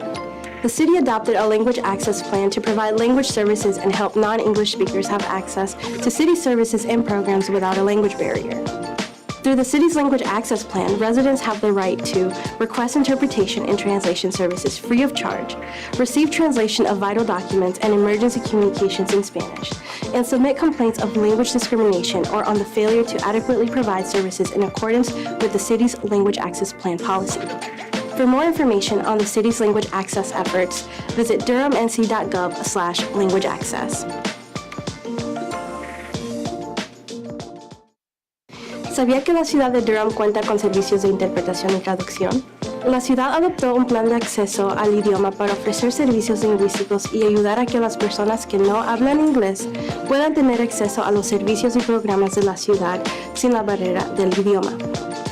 Por medio del plan de acceso al idioma, los habitantes tienen derecho a solicitar sin costo alguno servicios de interpretación y traducción, recibir la traducción de documentos importantes y de comunicaciones de emergencia en español, presentar una denuncia de discriminación por motivos de idioma o por no recibir servicios de manera adecuada de acuerdo con la política del plan de acceso al idioma de la ciudad.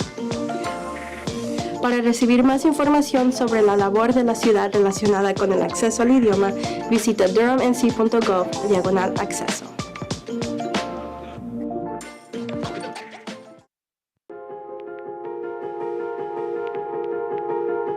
My younger sister was someone that never got involved with bad people. She was a selfless person, and her life was taken away by her boyfriend due to gun violence in front of her 3 younger kids. I was in my car. I heard loud gunfire. Didn't know where. I got shot, was dramatic and experience I couldn't, want anybody to live through. Gun violence can happen any given time. anywhere. I'm truly blessed to be alive today. The person that did this to my sister is still on the loose, and we want justice for my sister and for my nephews. We don't want for this to happen to another woman out there. Don't stay quiet. Don't be afraid to talk. I like being there for people. I like when my investigators and I go out there that we're out there with a specific purpose, and that's to try to bring somebody to justice on behalf of a citizen to get a violent criminal off the streets. I'm born and raised in Durham. I still have family members here, classmates, friends. It's personal for me.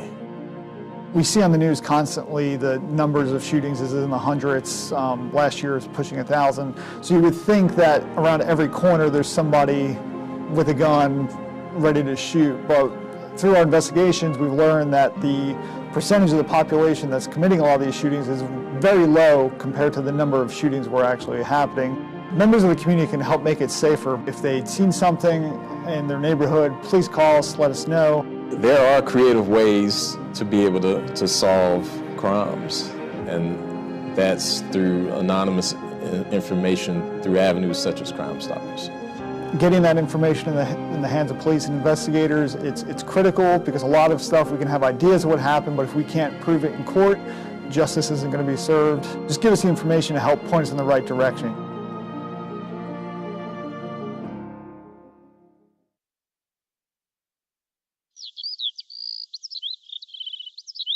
Have you noticed more electric cars on the road recently? They are gaining popularity as more models become available and charging infrastructure continues to expand. Let's discuss some basics of electric driving. There are two types of electric vehicles. Battery electric vehicles are powered solely by an electric motor with rechargeable batteries. Plug-in hybrid electric vehicles are powered by a combination of a gasoline engine and an electric motor with rechargeable batteries.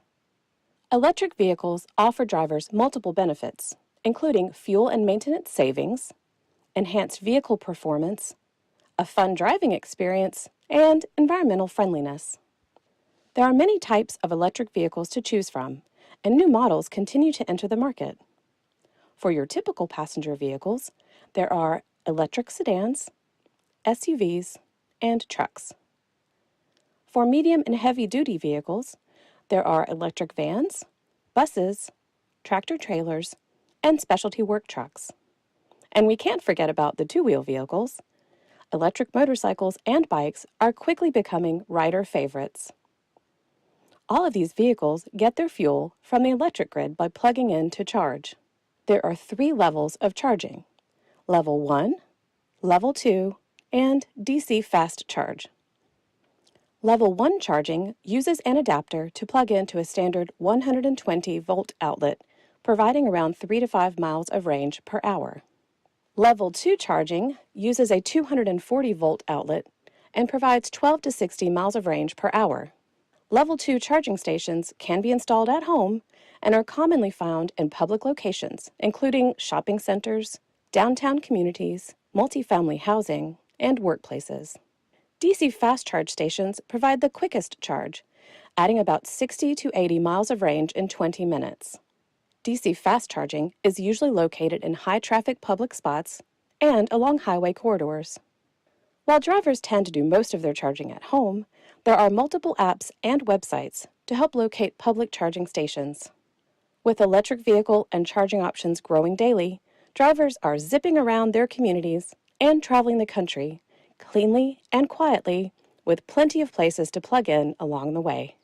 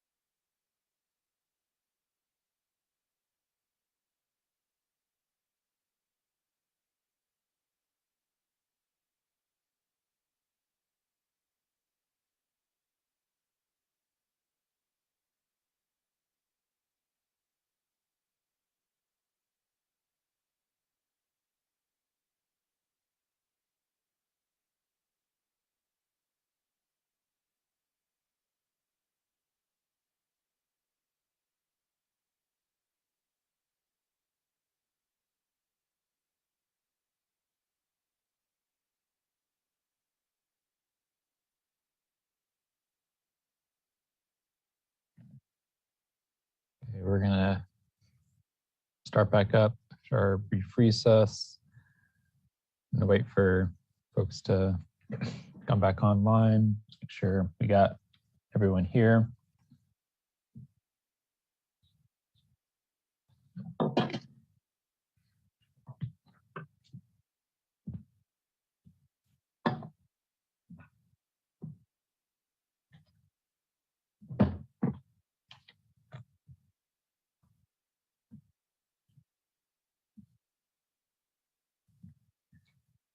Okay, our next case tonight is case Z2100005 Angier Avenue.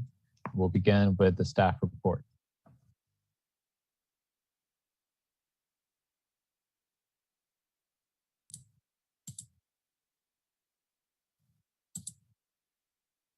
Thank you very much. I am trying to share my screen. And Chris, can you help me out here? It's not letting me share screen.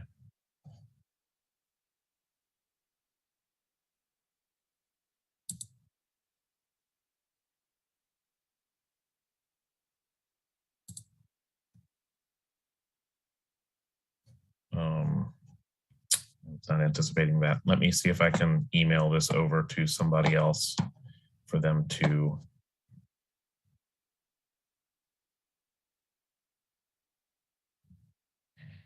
Michael, I think that it's still on break. Also apologize, I'm kind of running on fumes tonight. I was at council until 12 o'clock last night, so. Okay.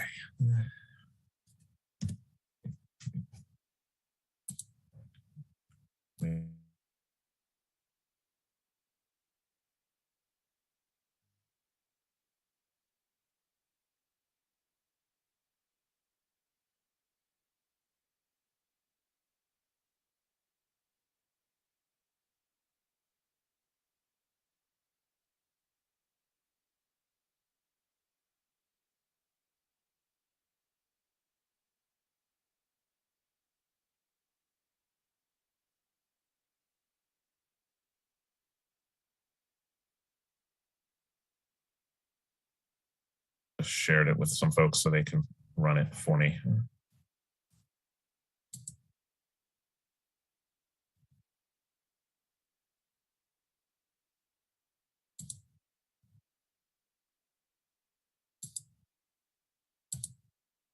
Oh, now it's letting me share. Okay. Well, there it is. Okay.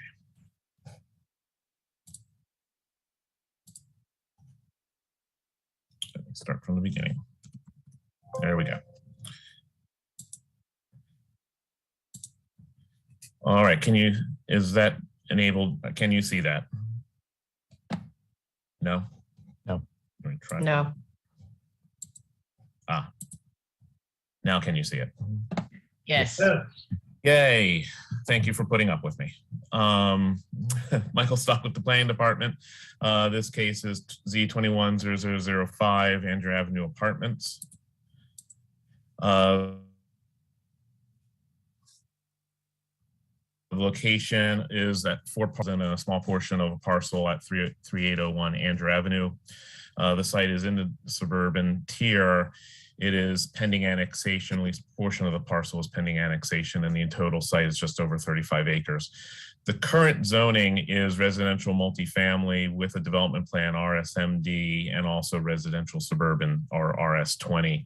The RSMD site was rezoned, and which is the predominant portion of the site, was rezoned back in 2005 for around 120 single family residences. The current proposal is to include that entire site plus the RS20 site for a different RSMD zoning. The existing FLUM is low medium density residential. If the zoning is approved, staff would recommend medium high residential. It is within the Falls Jordan watershed protected District 21 apartments. As you can see, the predominance of the site That's in the dark oranges, that RSMD site that was zoned back in 2005, and it does take in that small portion, that small parcel there of RS20 up on the north side. That's that small yellow. And then there's a small triangular portion that was also included in that RSMD, but it's on a different parcel, but that was included with this to make the change in that zoning whole and not leaving a remnant portion of a zoning.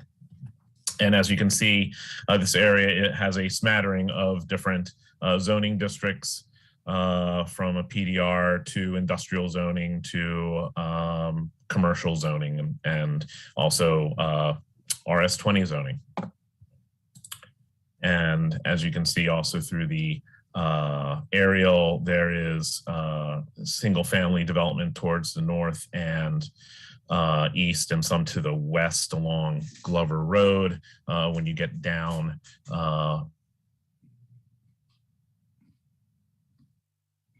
you're going to see more industrial development. There are a number of committed elements, the maximum number of units. It does include phasing commitments and amenity commitments. It does include right-of-way improvements, transit improvements, and trail connections. The location of the tree preservations are committed. It does include a range of additional tree preservation. The minimum would be 20%. They are committing to at least 0.25% more, up to just over 8% more of tree preservation. The site access points, of course, are committed, as long as are the boundary buffers and the building parking envelopes. The maximum impervious surface that they're proposing is 70%, and that's the maximum that is allowed in the watershed overlay. And then there are building and architectural commitments. Here you see the site, the existing conditions of the site, and you can see streams running through the site north-south,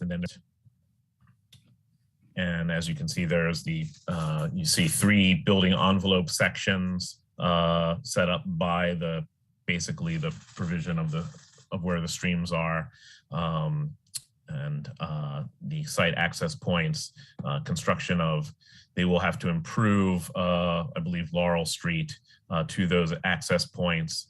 And then there's also access along Angier Avenue at 2 points in addition, and also to Ruritan. There was a neighborhood meeting held in accordance to UDO requirements back in December 2020, and there was also an engagement plan that is provided in your packet. And except for the future land use designation and the housing and neighborhood goals regarding the provision of affordability and also the mix or the variation of housing types, the plan is consistent with the other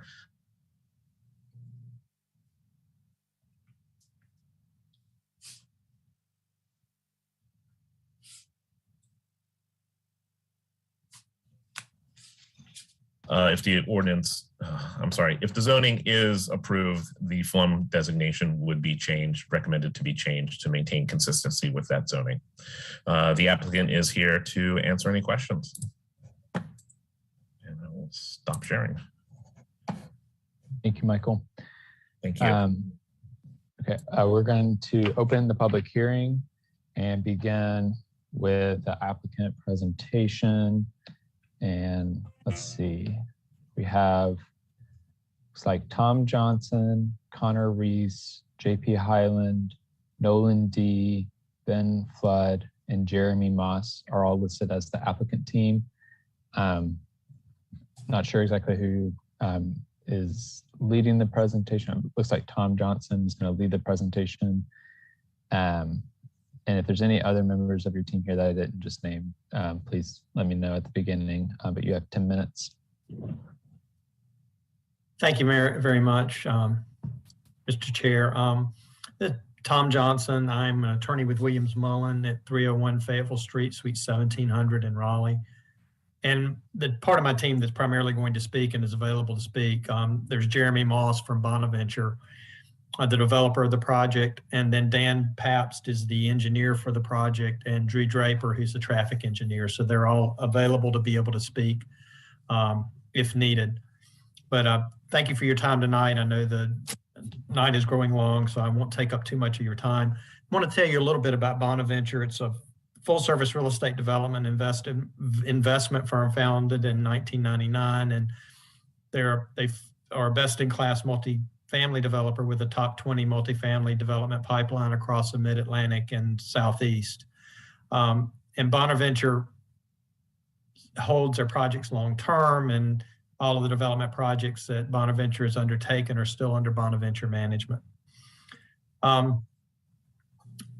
With respect to this project, we actually had, and Mike mentioned one neighborhood meeting, we actually had two, because there were some modifications on the stream crossings and of the project. We had a second neighborhood meeting. So we had two neighborhood meetings, plus we've continued to engage the neighborhood by email and telephone.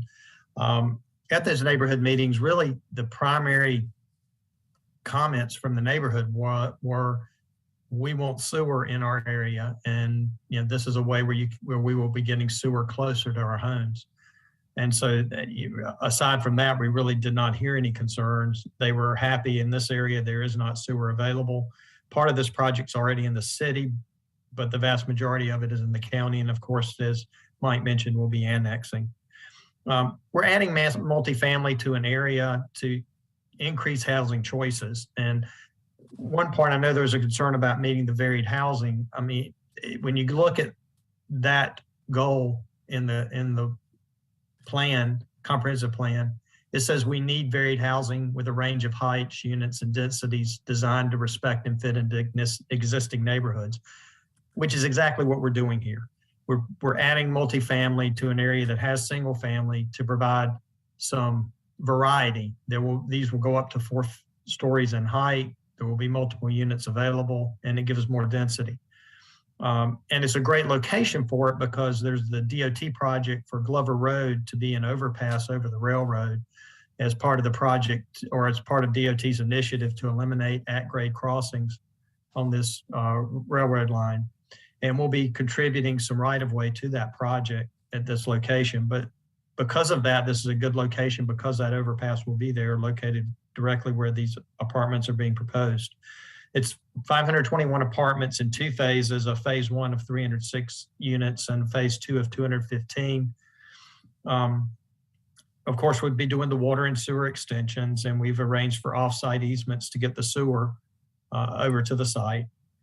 There's a transit stop that the developer will be building. We'll be building a section of greenway, bike lanes along Angier Avenue, as well as sidewalks and other transportation improvements, including a road along the northern side of the project. Laurel, as was mentioned by Mike, will be constructed as a part of this project. This project is accessible to multiple areas because of its proximity to major roads. I mean, you can easily get to Highway 70, to 40, to 85, to the Durham Freeway, and it's very accessible to the Research Triangle Park. And it's also close to amenities, restaurants, and other amenities that are available. As you see in the staff report, there were some pictures of a nearby self-storage, which is a good amenity to have associated with apartments. On the rent side, and Mike, I don't know if you can pull up my slide on rents or not. I did want to speak a little bit more particularly to that because it was a little bit unclear, I think, in the staff report about what the anticipated rents would be. Only one kind of comparative project was listed in the staff report, and the range of the rents that was listed wasn't just for 1-bedroom units. It kind of implied that, and I don't think it was intended to be that way, but it certainly wasn't what it meant. The range of rents are from 1-bedroom will be $1,330 to 3-bedroom being $1,650. And we took several projects that are in the area here, in the area where this will be developed, retreated RTP. Basically, the 1-bedroom is $1,395 up to 3-bedroom being $1,625 a month. The Reserve at Ellis Crossing nearby, again, has that same range, and Artisan at Brightleaf as well. And you see that what we're proposing in terms of the rents that will be at this multifamily development is in line with those that are nearby, and in fact, a little bit on the lower side of some of these. So I just wanted to point that out and give a little more diversity. And this was information from apartments.com. I'm available to answer any questions you may have of me and my team as far as any of the particulars. But I do appreciate the opportunity to speak with you here tonight. Great, thank you. We have just a few people who registered in advance that were not members of the applicant team. They indicated they were undecided on speaking tonight. I'm going to go ahead and call their names in case they would like to speak. That's Drew Draper, Matches Masterson, and Dmitry Kachowski. If any of you or other folks Drew Draper's part of our team, so. Okay, great. So he wouldn't need to speak unless you had questions. Great. If any of those folks or others would like to speak, please virtually raise your hand at this time. If you're on the phone, reminder, use *9 to do so.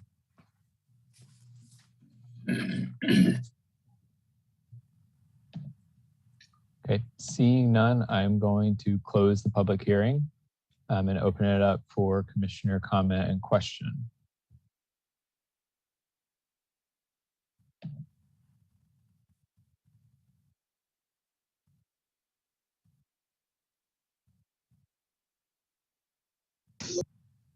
Commissioner Carmen Williams.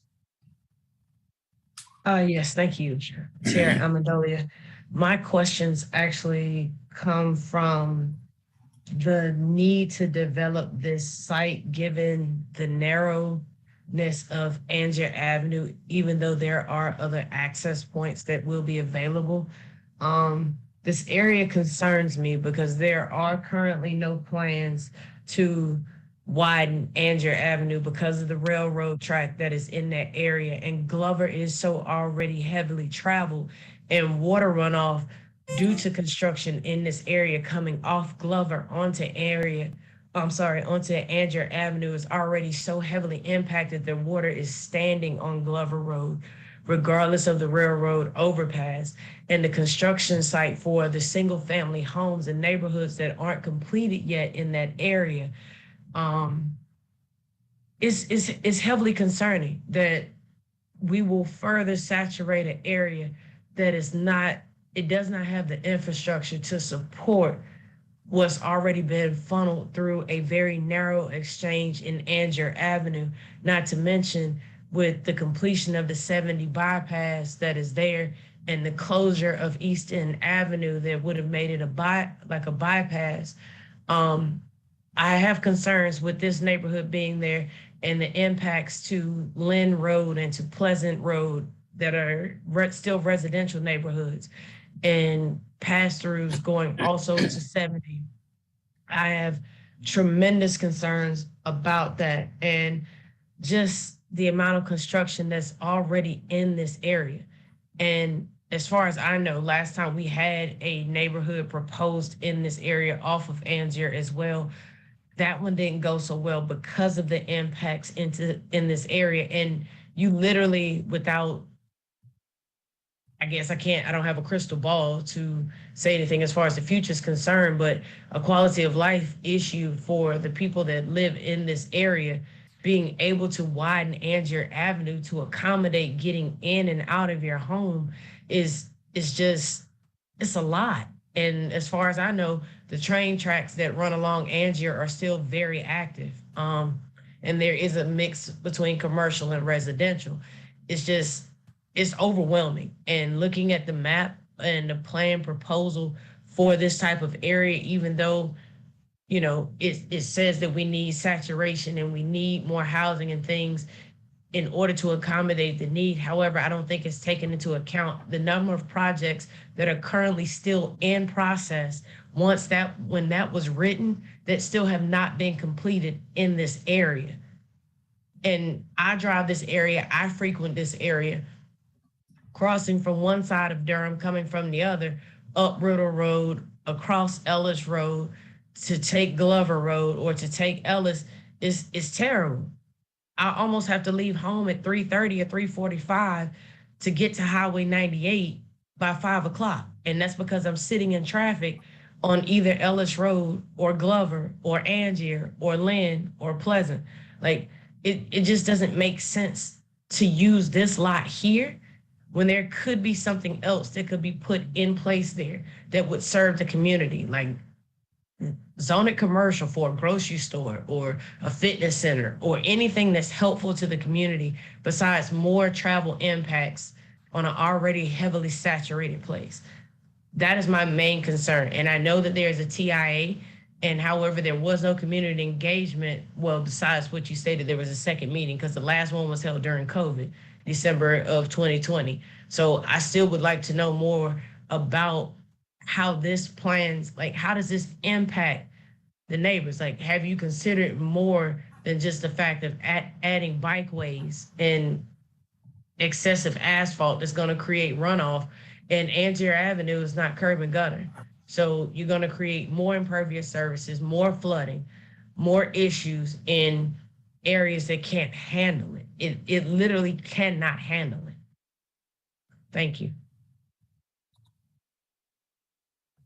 Thank you, Commissioner Carmen Williams. Are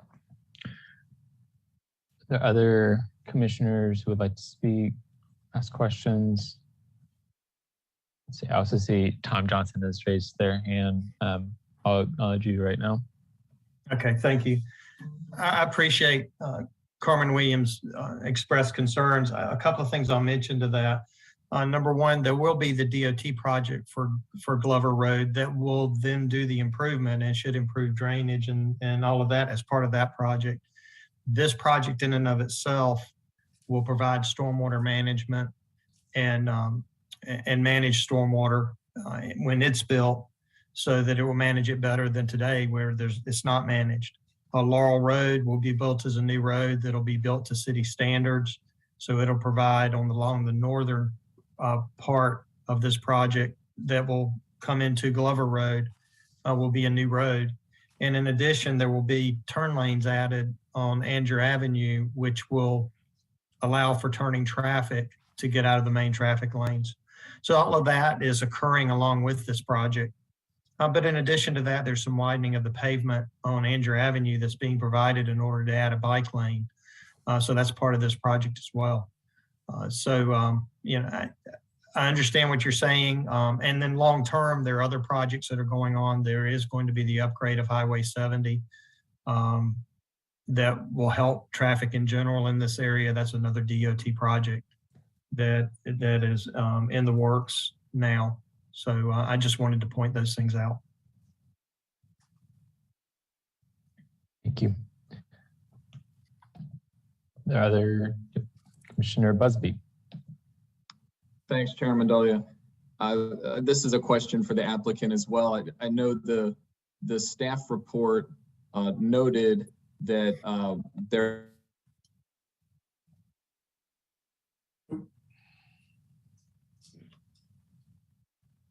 Commissioner Busby, I'm not sure if you to the can hear us. dedicated housing fund.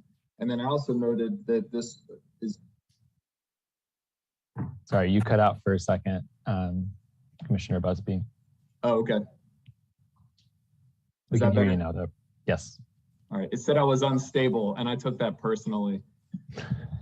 So anyway, my main question to the applicant is the staff report noted no affordable housing units proffered, no proffer to the affordable housing fund, and then I noted that there are 67 students projected to be added to the Durham public school system as well, and it is rare to see a proposal that doesn't look to address either affordable housing in some way, shape, or form, and does not recognize or address a pretty significant increase to the Durham public school system. So just wanted to ask the applicant, your thinking there, and are there any proffers you are considering to make to address affordable housing and the pretty significant increase in students coming from this development? Well, I'm happy to speak to that. I mean, first of all, in terms of the schools, I mean, that's handled as part of the, with any development, the schools do handle that. There's not a method in North Carolina to be able to contribute to the improvement of schools other than the other funds that they have available, otherwise available for school funding. We did have, we have considered whether or not we contribute to the Affordable Housing Fund. And if that's a concern that the commission has, I think we would consider doing that as part of this and could potentially make a proffer for that. Great. Well, and it'd be useful to hear additional thoughts on that in terms of what might that proffer look like. It's quite common that applicants usually proffer, usually on average, I think $100 per additional student to come into the Durham public school system as well. And I'll just call on the staff to make sure that I'm getting that correct. That is not a requirement, but that is quite common in the time that I've served on the Planning Commission. And Michael or a staff member, if you can just confirm that I have that to be accurate. I can't confirm a typical proffer of what amounts of different applicants provide to the school district or for affordable housing funds. It does vary, I think, upon applicant proffers, but they are not uncommon to make proffers to the Durham public schools in a certain amount per student. Just what that mechanism is, it just does vary per applicant. Thanks, Michael. And Mike, how's that mechanism work? I haven't really been familiar with that happening. I mean, does that go directly to the school system? That's correct. Because I don't think we had that many new students projected. I mean, it wasn't, based on our projections and what I saw in the staff report, it really wasn't that many new students. It may have been a total of, I think on our figures, we said maybe about 46 elementary school students, 13 middle school, and 8 high school. So it's not a large number. And so it's not a large burden on the school system. Right. My experience is that's actually a pretty high number for a case through the Planning Commission. And again, my experience has been, this is just worth knowing. I don't expect you to address that issue tonight. I'd like to hear you talk a little more about the affordable housing because that's a bigger issue. But I've seen it's quite common in my experience. I've been on the Planning Commission 7 years for applicants to offer $100 per additional student that's projected to come onto the school system, as Michael said, to be then proffered to the Durham public school system. Well, and going through this, and again, we've been talking about that, we'd be willing to offer a proffer of $500 per unit for the Affordable Housing Fund at certificate of occupancy of the permitted units. So when those units are permitted, we'll make that contribution and be prepared to do $100 per student to the school system. So we can make those proffers tonight. Great, thank you. And that's helpful just for us to have that information before it moves forward. That's all for me, Chair Amendolia. Thank you. Commissioner Durkin. My concerns are also related to the lack of affordable housing being provided by this development, especially in this area of Durham. And as has been discussed, it's located to a lot of transit hubs or transportation hubs on the road.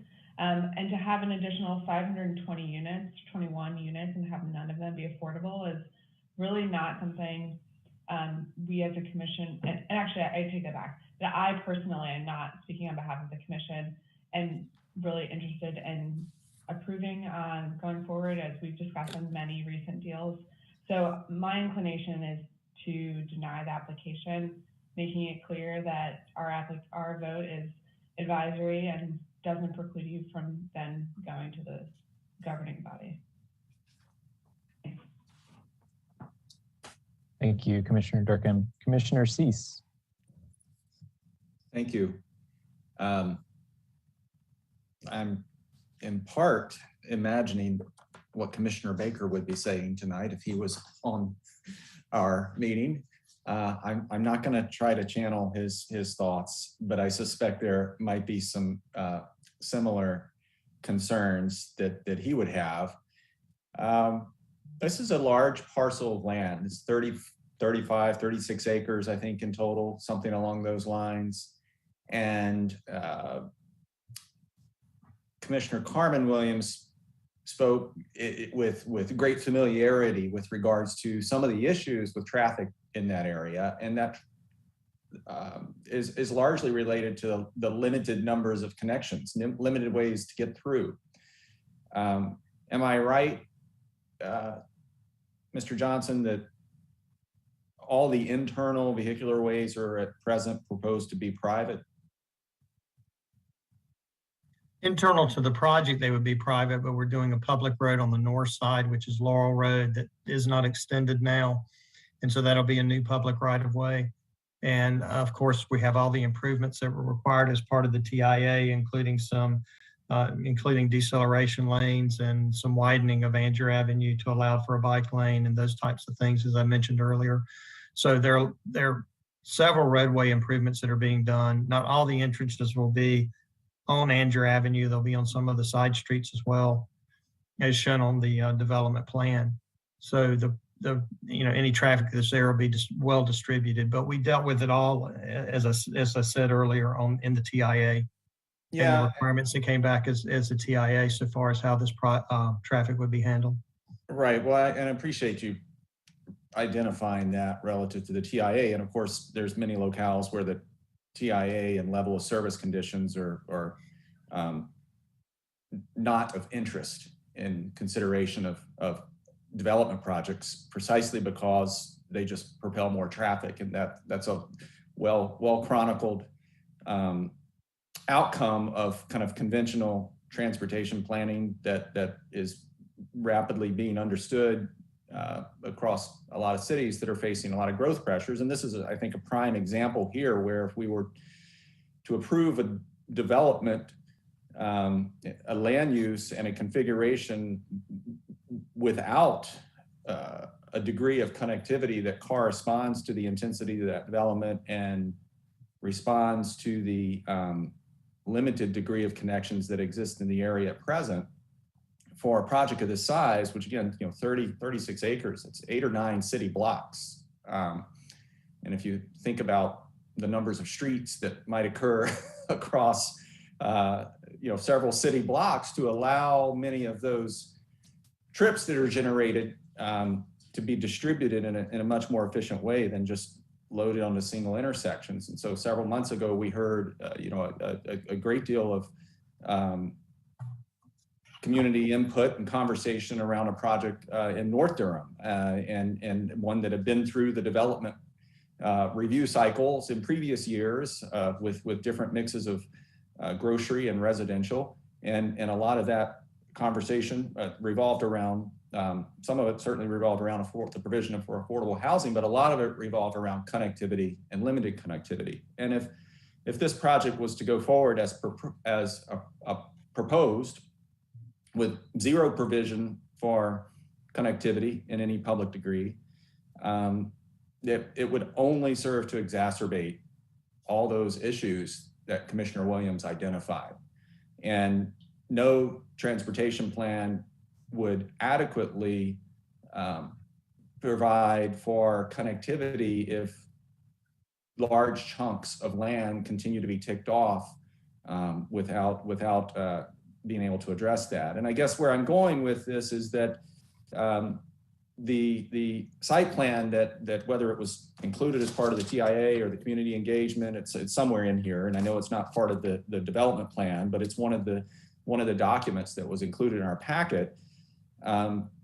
It's apartments in a parking lot, and I'm not saying that in an editorial way. That's just what it is. It's apartments in a parking lot. It's residential units that will be solely dependent on automobile connections to access all those things that are in close proximity. And the discussions that the Planning Commission, since I've been on it, have been having have sought for ways to provide a better degree of connectivity, provide a better degree of of not just connecting people via a 5-foot bike lane or connecting people via a sidewalk here, but it really, rethinking how particularly a parcel that's as well located as this collection of parcels is in the larger area can fit better together. So that's my thinking on the project as currently proposed. And that's all I have.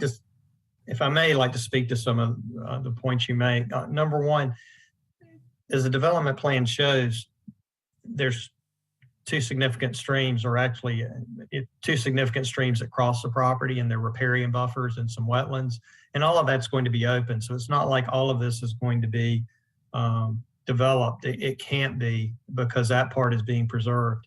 And in addition to that, we're providing a section of the Glover Greenway Trail. So that some of that's going to be along these areas that are the lower areas on the site. So we have the connectivity and building part of that trail that's on the City of Durham's plan that will be constructed. In addition, there'll be the bike lane constructed on Angier Avenue. That will be happening, and that's part of this project. So there will be that widening, and that bike lane will be done. Sidewalk will, of course, be done in accordance with Durham standards. In addition, the access points here aren't from one location. You've got Laurel Road on the north side of the project. You've got Ruritan Road on the south side of the project, both of which provide access. And then, of course, the Glover Road project in connection with the Laurel Road project will allow for an overpass over the railroad. That's already a planned DOT project. So there's a lot of connectivity here. In addition, this developer has proffered and is constructing a transit stop so that there will be use of buses instead of just automobiles. So we have bikes, automobiles, greenway, all of that is being provided here. So it doesn't just focus on typical automobile traffic. That there are other options here. And as far as a long-term plan, there are other options here. But again, as I stated earlier, not all of this property is being developed because it really can't. And we have some crossings over the creeks, but we can't develop those riparian buffers. But a good thing for this neighborhood, and they've really, I will tell you, there have been multiple conversations. This neighborhood was really, really interested in getting a sewer extension so that it's closer to the residents. Now, they'll have to take their own steps to make the connection, but there's no sewer line extension into this area as it currently exists. Where we're coming from the north with several offsite easements to bring sewer into this development. So that will be made available if at some time the residents decide to do the extensions and to annex into the city so that they can get access to sewer. That was primarily what we were hearing from the residents. So there are a lot of positives here that will go on. It'll provide a lot of, some density here and some variety. There's single family here, but they will also provide some multifamily and rental options for residents in this area of Durham. And that's a good positive thing. But it's set up to handle this traffic concerns. I appreciate you walking us through those other elements, and just to try to clarify briefly, I'm not speaking about how residents of this particular project may access the larger transportation network. I'm speaking about connectivity across and through this large assemblage of land. Which it's not large in ex-urban or outside suburban areas, but it's large in terms of a site that's this well located relative to downtown, relative to RTP, relative to some of the areas. And the proposal at present doesn't include any public connections, notwithstanding the Greenway Trail. I'm talking about vehicular connections that can improve our transportation network in this region, and that's a gap that I think really needs to be addressed. Well, we are donating right of way for that Glover project. That's a DOT project. So, I mean, and the concern is to allow for this is on the line that provides passenger service. They're trying to eliminate at grade crossings. And this is right next to the Glover Road overpass. And the donation of right-of-way will help DOT make that a reality. So that's providing for some definite connectivity that doesn't exist today. So, you know, this does provide that connectivity. I hear you talking about the perimeter, and I guess my concern is more about internal connectivity. Thank you. Well, internal connectivity, you know, we've got the stream crossings built in. If you look at the development plan, they're there, and it's going to be easy to get within the site. So that's not a difficult thing. And we're providing connections from the apartments to the Greenway Trail as part of this as well. We had to commit to that. So it will be easy for Commissioner Williams to drive through your project when it's completed, or any other member of the public? Well, I mean, if they want to drive through the apartment complex, I guess they could, but is it designed? I mean, in reality, they probably won't want to do that, but. Yeah, well, and therein lies the core issue. Right. Thank you both for this discussion. I acknowledge that Commissioners Durkin and Carmen Williams have raised their hands, but I'd like to give folks who haven't had a chance to speak yet an opportunity before returning to them.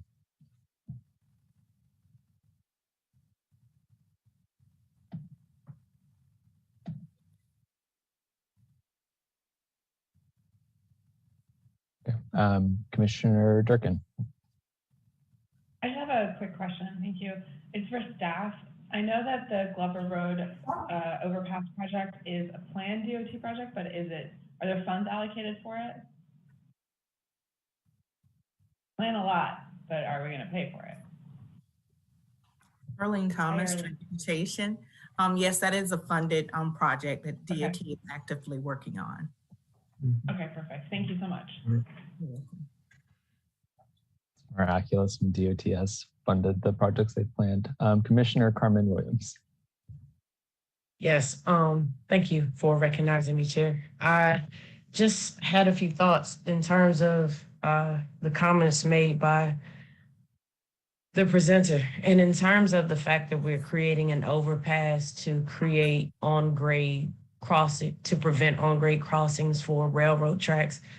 I guess I don't understand how that helps with connectivity parts. I guess keep people from being hit by trains or standing on tracks. Outside of that, I did have questions in terms of we're creating a bike lane on Angier Avenue. Like, where are these people going on this bike and this sidewalk? Like, Angier Avenue it is not a place that you should be riding a bike or walking. And I think through various conversations in other neighborhoods where we've been extremely concerned about having sidewalks and having bike lanes, I think we also can't just write the blank check to say that, okay, well, if a developer decides that they want to create a bike lane and they want to create a sidewalk, then that's going to increase your probability of getting your project approved, because it has to make sense. I just don't know where these people are going on these bikes and how safe they're going to be when we've had a massive increase in the number of pedestrian accidents of cars versus pedestrians, either on bicycles or like just walking. Like, there's several areas in Durham where there's sidewalks and people are literally still being run over by cars because of this. And I just think that we need to have a greater consideration for affordable housing, a greater consideration for traffic impacts, and not just rely on computer models to try to forecast like how many kids are going to attend Durham public schools. Like, I mean, I don't know how you're going to predict how many kids people are going to have. Like, what if your model only bases it off of whether or not somebody's going to have 2 kids and then they end up having quadruplets? Like, your whole model is gone. So I just think that a common sense approach to actually looking at the area and being, frankly, more well-versed in terms of what Durham is looking for before coming to the mat with a development, besides the fact that there's land available, would make this a more viable option. And in actually looking at what we as a planning commission has done, as well as the residents of Durham are asking for, this project is greatly askew from that, outside of the obvious reasons that this is probably just not a good idea for where it's being proposed. Those are my comments. Thank you. Thank you, Commissioner Carmen Williams. Commissioner Cutright. Thank you, Chair. it's just, I think, listening to everyone's comments and looking at this project, I won't echo, actually, I want to elaborate on the details or the specifics that everyone else has already brought up. I think, to me, what this project points out is how what we're seeing are just marginal projects that are checking the boxes, and the, I think, burden of responsibility that we all have been expecting to come forth for developers to come to Planning Commission with. It's not present in this particular project, whether it's the responsibility to provide the connectivity that Commissioner Cease talks about, or affordable housing, that Commissioner Durkin brought up. Like, those things are expectations for projects now, and I think, and Commissioner Durkin brought this up. The expectation is higher, and so we've got to do a little more than check the box. And I wrestled with this initially, thinking that not every project needs to have everything, but I've sort of changed my mind on that, in that it can, and that we can push and stretch the expectations for developers. And I think this is a prime example of that, where nothing that we've talked about in our previous Planning Commission calls is being put forth here. It's marginal at best, and I'm at this moment I'm apt to not approve this project. Thank I you. might have an opportunity to respond at some point. Yeah, I will acknowledge you when when I make my comments. Sure. There hasn't been a question directed at you yet. Commissioner Zuri Williams. Hi, good evening. I have to agree with a lot of the comments already made in regards to affordable housing, also connectivity. I do have a question in regards to construction traffic, and if you have figured out how that would be routed throughout this process. And I know that it was mentioned that there would be 2 phases. So it'd be interesting to hear kind of what the construction timeline is, because like Commissioner Williams, Carmen Williams said, these roads are very busy, and they are utilized all throughout the day and evening. So it'd just be interesting to hear kind of your thought process with that. And I also have to agree and echo Commissioner Carmen Williams' comment about Angier. It just does not make sense to have a bike lane on such a heavily populated road. So those are my comments and question.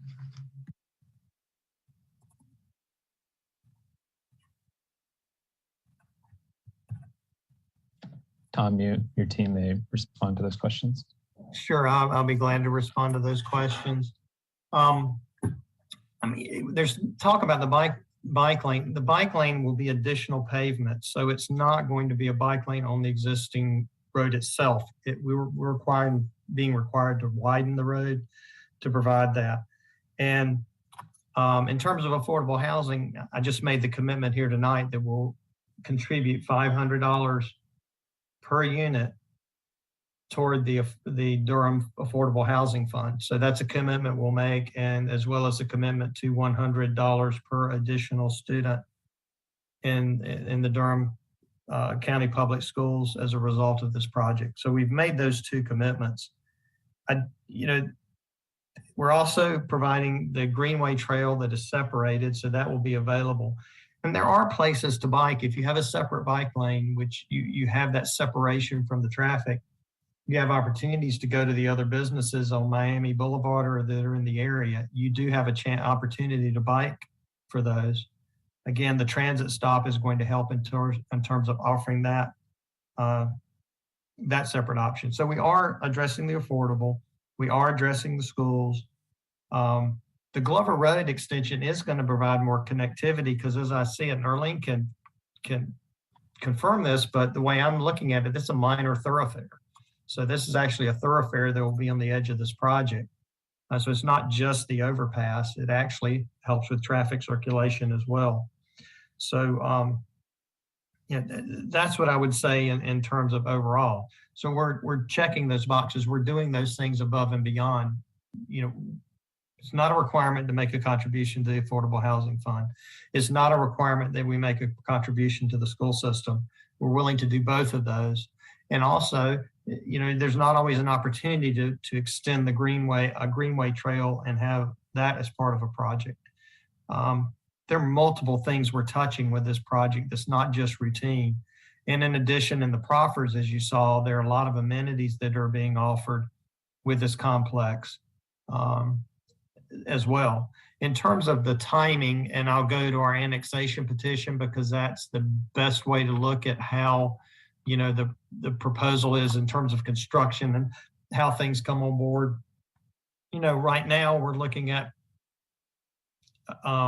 the first phase, which will be the 306 units, coming on board around 2023. You know, this time, since we're getting a little long in the process, it may be 2024, but in the 2023-2024 timeframe.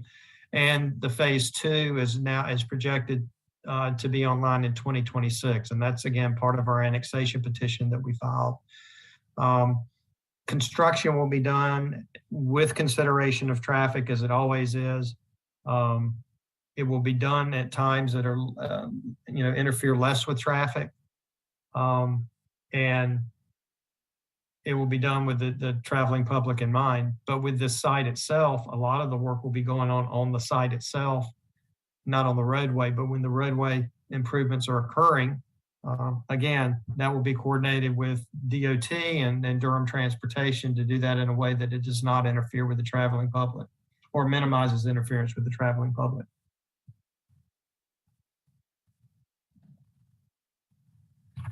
Thank you. Would any other commissioners like to make comment or questions?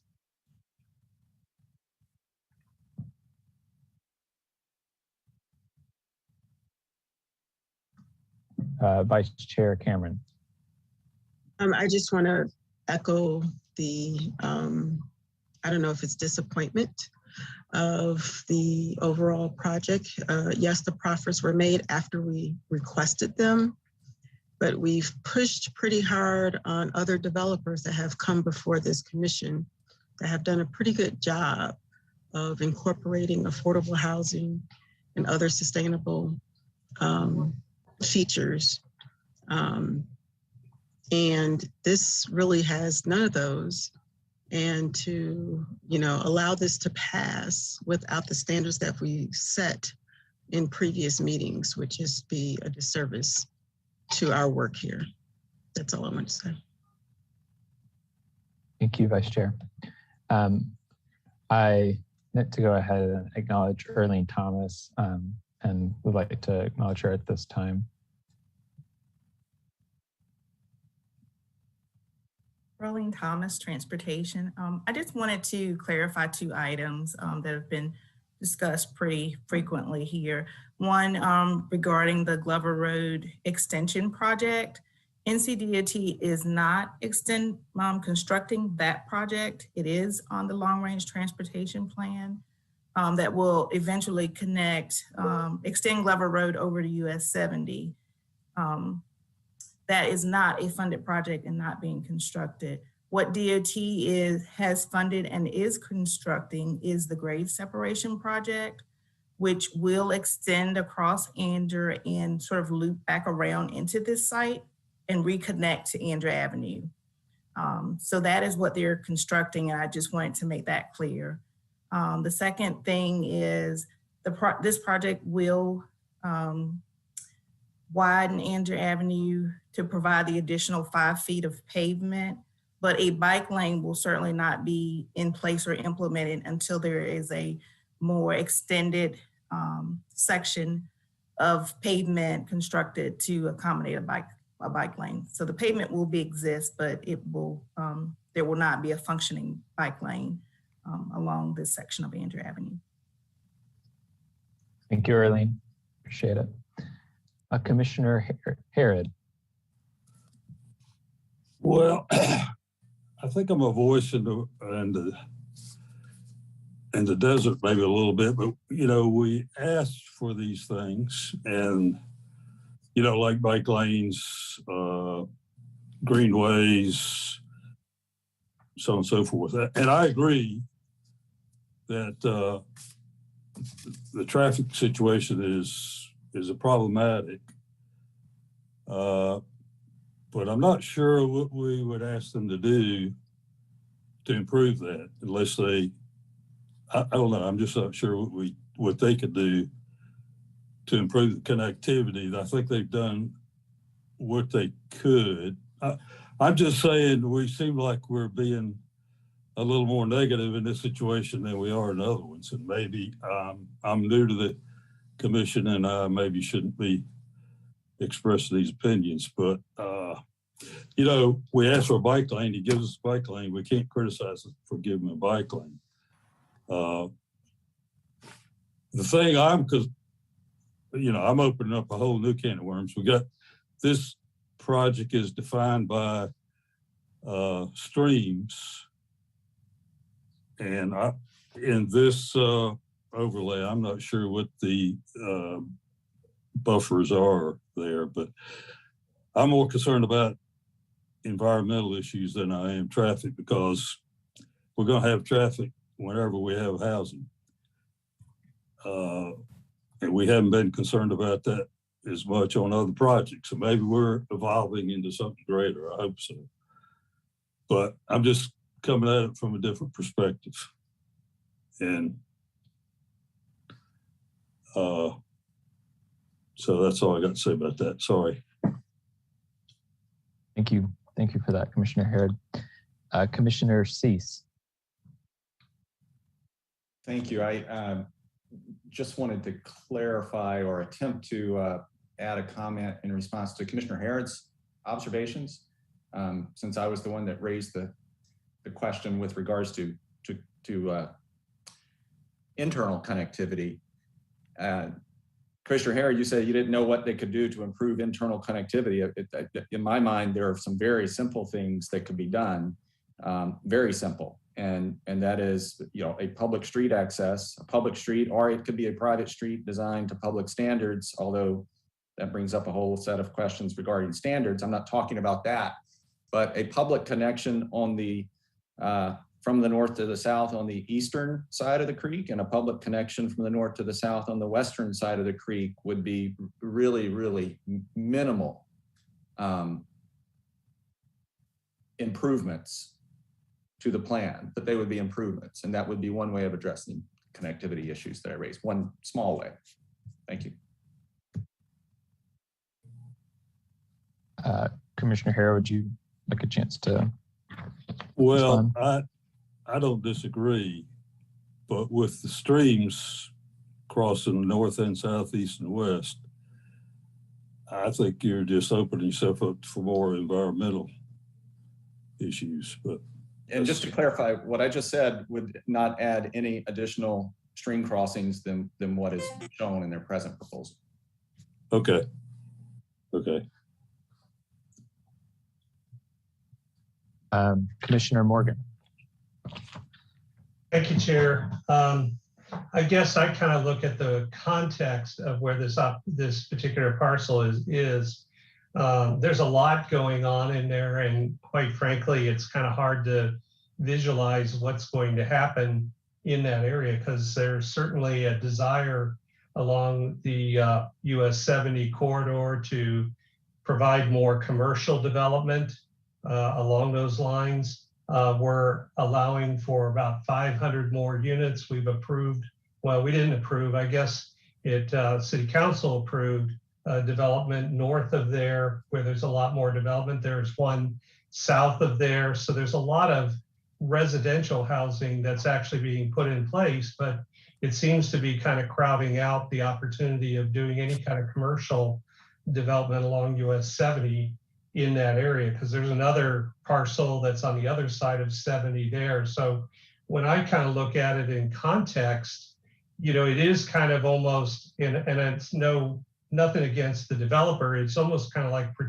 premature for us to really kind of visualize what's really going to go on, because US 70 is going to be improved, some of the routing with DOT projects, and it just seems like the real challenge there is, we're adding 500 more units, more traffic, more on there. And I was looking at the traffic study, and if I look at the build, no build type of graphic that's in one of the connections here, a lot of them are still C, E's, and F related intersections. So it seems like we're not necessarily improving anything with this development from a traffic perspective. So my concern is, I know there's only so much a developer can do, but where's the planning in context of what does this area, where is this going to go? And I do think that we should have a little more vision from a planning perspective as to what's going on. Not, that's what I'm wanting to look at, because we're getting these parcels and these applications. But my big concern is, where is the development going to go? Where's the planning? I know we do a number of things with the new comprehensive plan, but I think there's going to be some things where commercial development's going to be needed. These people have got to shop somewhere. They've got to eat somewhere. And where are they going to go? So that's just my comment along those lines. And again, I appreciate the work that the developers brought to the table, but I guess we have asked for more, and we do want more, just so that they understand what potentially the vision is for this area. Thank you. Thank you. Before I make my comments, Tom, I said I would acknowledge you again. I think you got a chance to respond, but wanted to acknowledge you one last time. No, I mean, I can only reiterate what I said earlier. I mean, there are a lot of improvements that are being added. And if you put commercial here, the traffic would be worse. Traffic distribution for commercial is much worse than residential. So that really wouldn't help things in this area. There are a lot of projects on, Commissioner Morgan was correct. There are a lot of projects that are on the drawing board and in progress, including the improvement of Highway 70. I mean, those type of things are going to happen. But in accordance with our TIA, we're not making the situation that exists there worse as a result of this project. We're doing improvements so that it doesn't create any adverse impacts on what's going on there. But the larger long-range projects are going to occur, and they're already planned to occur to address traffic in the area. But in this instance, we're not just focusing on automobile traffic. We're, as I said earlier, building a transit stop, adding greenway. Yes, I know the bike lane won't connect, but it'll be that section of greenway in front of this project. Bike lane in front of this project will be there so that it connects with future development, which is going to happen as far as other projects up and down this area. So this is really a well-planned project. It's respecting the environmental side of things, respecting the riparian buffers, respecting the wetlands, putting the greenway there to enjoy the outdoors is certainly a very good thing. I know I enjoy the greenways in my community. So, those are all good things that are going to happen, and they can't happen. This is a vacant piece of property that's been vacant for a very long time. This is an opportunity to develop it in a really responsible way and to add some improvements to the community. In this community, when we met with them, they wanted the sewer. They didn't express concerns about anything else. They said, just how can we get sewer closer to us? That's the predominant conversation and the ongoing conversation we've had with those residents. So I do want to reemphasize that again. Thank you. Okay, so I have a few comments. No real questions on all of this.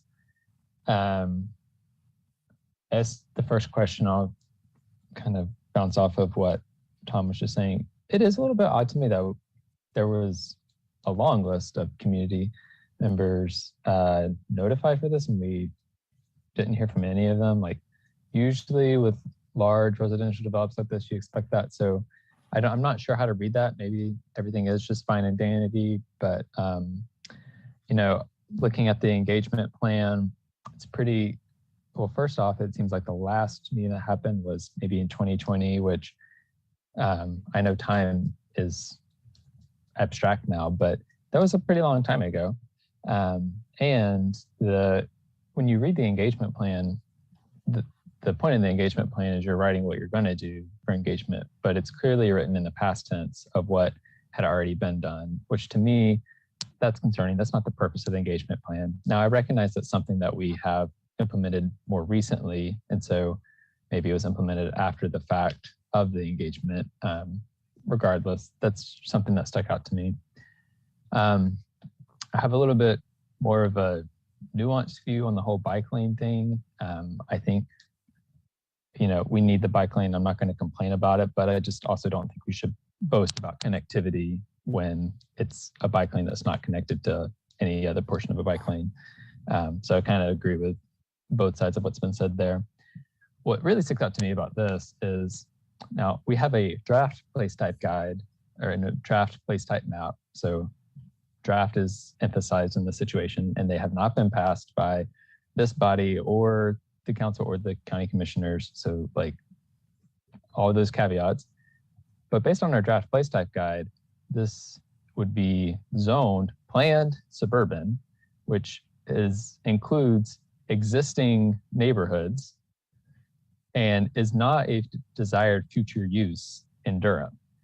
That's weird to me, considering that we're seeing this case right now, and it's zoned as its use that we say, or that it's drafted to be zoned as the use we don't think should be happening in Durham moving forward. And immediately north of this parcel is a mixed use development as zoning, draft zoning. So that's one thing that just really sticks out to me is we're already drafting this as something that A, has happened when it hasn't. It's just now coming to us. And B, is not a desired use for Durham moving forward. So to me, like I look at that and I know that that is not binding, that we have not passed those draft plans yet, but I am starting to think in that mindset of like, where are we going? And if we're going in a direction where planned suburban is not a desired place type, and then we shouldn't be zoning this for planned suburban. We should be zoning this for something else. So I recognize the efforts that the applicant has tried to put forward. I echo a lot of the sentiment that we on this commission have really upped our standards, and we have high standards for what we want to see. You know, we've talked a lot on this commission about how proffers to the Affordable Housing Fund, like they result in very few actual affordable units developed. And I think we're hoping to see more affordable units committed through rezonings moving forward because it's such a need. And we believe that we can get more units, higher density with more affordability. So those are my thoughts and comments on this. I think that's all I have at this time. If any other commissioners have questions or would like to make comments, I welcome it. Apart from that, I would welcome a motion. I do want to make one clarification, if I might, on the community engagement. We did a community meeting in December of 2020. We did another one in the summer of 2021. The community engagement plan requirement didn't come in until after we had already done those. But what we did is we maintained contact with several of those that had come to both neighborhood meetings and had ongoing conversations with them as part of this project. So I did want to clarify that. That's why that unfolded the way it did. Thank you. I appreciate that.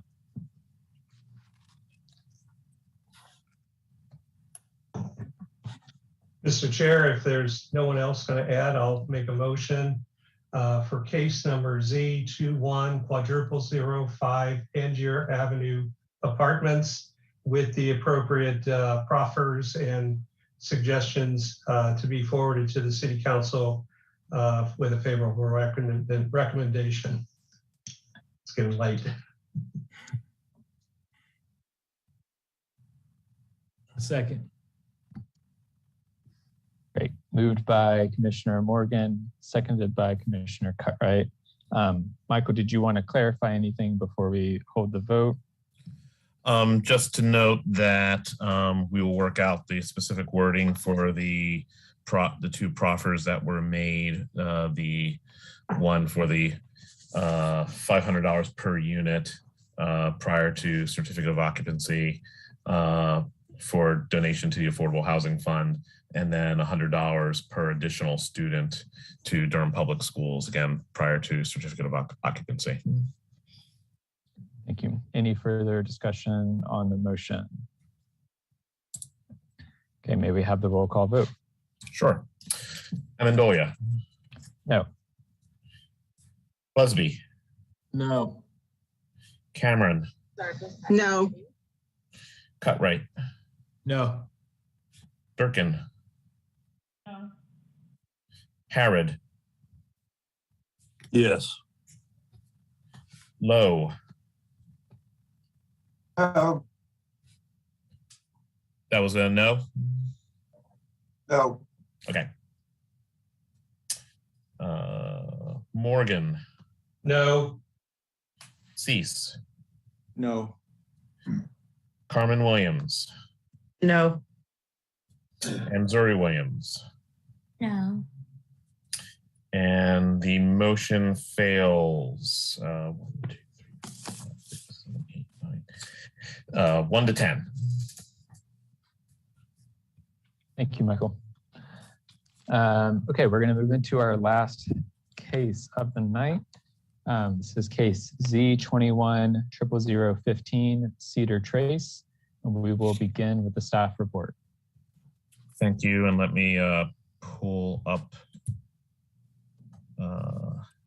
that presentation.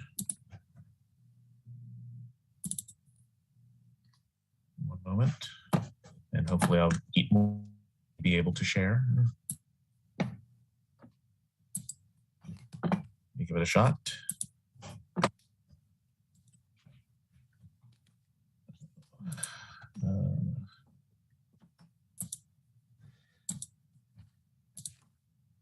Can you see that?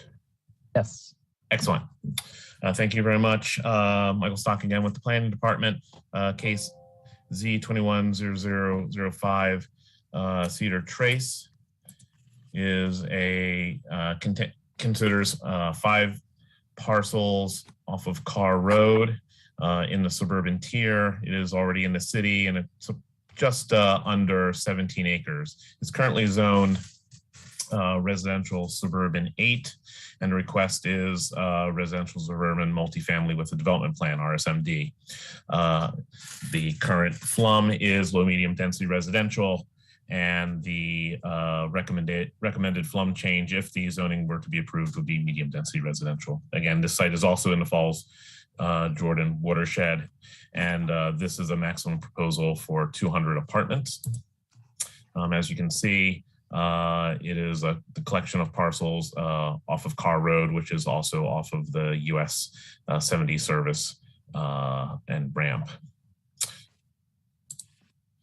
And as you can see there, the aerial shows the massive construction for the East End connector going on.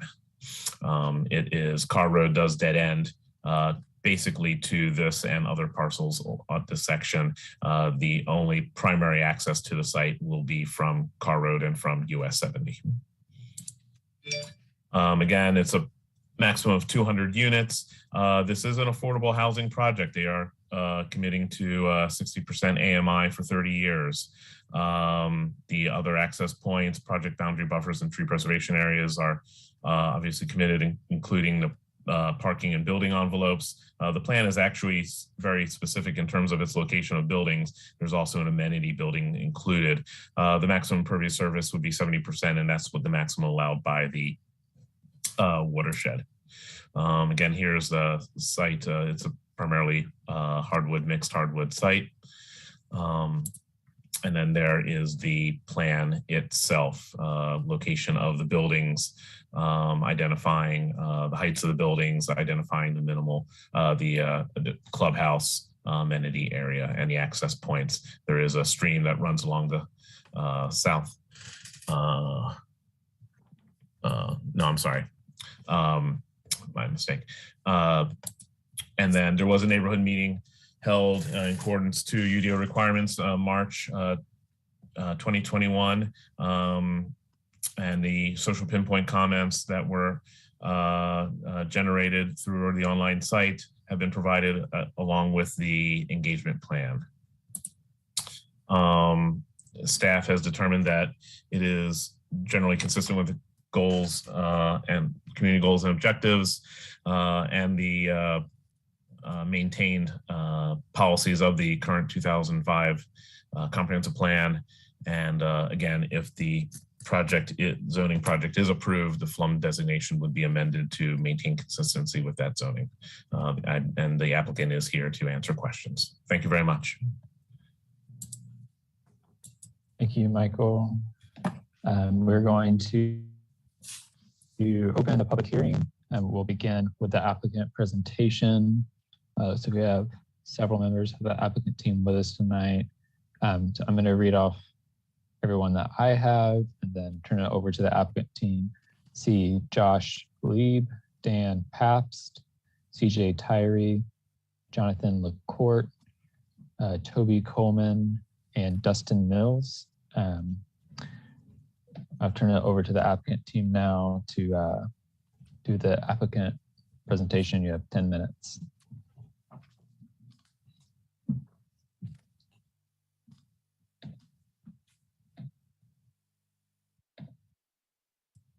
Toby, are you prepared for me to show your presentation? Yes. Okay. All right, can you all hear me? Yes. All right, great. This is Toby Coleman. Apologize for the delay there. This is Toby Coleman. I am a land use lawyer with Smith Anderson here on behalf of the developer Taft Mills Group. Dustin Mills and CJ Tyree are with Taft Mills. I think you also listed Matt Louder with Bowman, North Carolina, who's the project engineer. So we have a healthy group of people who can answer any questions that I cannot. If you could go to the next slide, Mike. So as Mike outlined, this is a rezoning of 5 parcels on the south side of Carr Road off of US 70. This is right above where US 70 and Miami Boulevard split and US 70 becomes a limited access highway. It's also right where the new East End connector is going in, and a lot of the improvements you're seeing in this overhead are related to the East End connector. If you look historically, until about 4 years ago, this portion of Carr Road was a dirt road, pretty much accessible only by a defunct side road that served primarily the industrial properties in the church to the north. Now that you've got the East End connector, it's become a property that's located right off of an exit from US 70. It's about a mile south of Holloway Street and is about 1.3 miles just by Google Maps from a number of amenities, including grocery stores and other things. So in close proximity to amenities for residents who have a vehicle. If you go to the next slide, Mike. So as discussed, we're seeking a rezoning from RS8 to RSM with a development plan to facilitate a 200-unit low-income housing tax credit project. I'd call it a LIHTC there on the site. And because it's a 4% LIHTC tax credit project, and that will be helping to finance the project, the entire project will be income restricted. I do want to note that the proposed condition is actually 60% of the units affordable for households earning 60% AMI. And we're happy to discuss that a little bit more as needed. But what that means is there will all the units will be income restricted. There will be no market rates. Practically, what does that mean? Well, in your staff reports, you get the housing median, the median rentals for the area. And I believe staff reported it was a little over $1,400 was the median rent for a 933 square foot unit in this general area. CJ or Dustin could give you more details, but they informed me that today, if if this project were here today, a 1,035 square foot, 2-bedroom apartment in this development would rent for $900. Again, we can go through this, and I know that there are members of this board who have a lot of knowledge about this, but there's a lot of affordability and income restriction requirements that would be imposed by covenants of financing partners, including the federal government, and potentially if we get gap financing with the city. The text commitment of 60% of units affordable for households earning 60% AMI is to show our commitment, for Taft Mills to show its commitment for affordable housing. It is not an indication that for some reason it wants to do 40% of the rest of it market rate. It's rather that there's some, as you've I think heard with the Carver Street assemblage, there can be some income averaging and other issues that come into play, and we wanted to make sure that the text commitments didn't limit the ability to do that, because if you can take in some higher incomes, in some circumstances, there can be lower income units. A lot of that depends on things that have yet to be determined, like the gap financing. The project will provide some fundamental improvements to the area, including paving and widening Carr Road. Again, there's a portion of Carr Road that's still unpaved, and extending water right into the neighborhood along Carr Road, and then sewer is going to be coming into the neighborhood from the south. This is an area that currently doesn't have it. And so it could benefit some of the other properties on the block. If you go to the next slide, Mike. I just want to note that this is a project that's proposed by a well-established affordable housing developer, the Taft Mills Group. If you haven't heard of them, they're a North Carolina-based company based out of Greenville that develops, constructs, and manages affordable housing throughout North Carolina, Virginia, and Maryland. As I've already indicated, CJ and Dustin, I'm going to be turning to them a lot if you ask detailed questions, because they know their stuff. This is what they do, and this is all they do. Over the last 6 years, they've built about 900 plus units of affordable housing in the Triangle, the Triad, and Greenville, among other places. And they build with an eye towards keeping, owning, and operating them. They're not looking to flip them. I will note, just in general, because this is what I call a LIHTC project. In other words, affordable workforce, whatever terms you want to use and whatever terms the city feels is appropriate. The budget is incredibly tight. So, in terms of stormwater, in terms of tree conservation and other things, Taft Mills Group is proposing what's required by the UDO. It really doesn't have a lot of give in its budget to do a lot more. What it's shooting to do is provide affordable housing for Durham. Obviously a very needed thing. That may mean that it can't provide extras that you may ask of market, that you might typically ask or see from market developers, and we'd hope you keep that in mind. With that, we're available for questions. Only other thing I'll note is we did have a couple neighborhood meetings. We actually had a second one I was looking back in September, and in both neighborhood meetings, we really didn't hear much from neighbors. Not sure if anybody signed up, but mostly we heard good things and support. So we're available for questions. Thank you. We have one person who signed up to speak that is in attendance. That is James Anthony. James Anthony, I'll give you 2 minutes to speak. And as a reminder, please state your name and address and make your comments. Hi, I'm Jim Anthony. I'm in Raleigh, North Carolina, and I appreciate the opportunity to present to you all. I am the owner of the property today. We've been working with Taft Mills on a number of projects. They deliver exactly what they say they're going to deliver. They are trustworthy and high quality folks and projects. We're excited about bringing this project to Durham and really appreciate your support. We think that we've worked a really long time to get this right, and hopefully you'll agree with us. That's all I wanted to say. Thank you, Jim. Are there others in attendance who would like to speak please virtually raise your hand. If you're on the phone, press *9 to do so.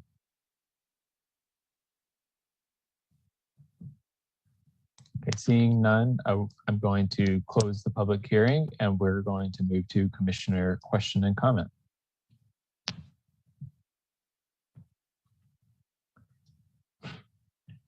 Commissioner Durkin. Shocked. Thank you. So I have a couple of questions. I guess it's probably not that surprising. In the staff report in the affordable housing section, it does note the 30-year commitment for 60% of AMI. But then the next sentence said the remaining 40% of the units will be offered at market rate. So that's in conflict in what's been described, and I want to make sure that it's crystal clear what the developer's plan is. So if they could address that question first, and then that will inform how my next question. Yeah, this is Toby Coleman. I'm going to hand this off to CJ or Dustin, but I will just say that again, we've had conversations with staff. I thank you for highlighting that. We had said throughout the process, and I thought that there was an understanding that it would not be that it is not market rate because of the reasons, Commissioner Durkin, that you know very well. This is a single project, and so it couldn't be under the arrangements for financing. One thing I will, again, I think probably the issue has come up just because of the 60% for 60. Again, that is really related to how staff members have communicated to us their preferred definitions, either under the UDO or otherwise, for quote unquote affordable housing, for quote unquote workforce housing, and those sort of things. But with that, I'll hand it over to CJ.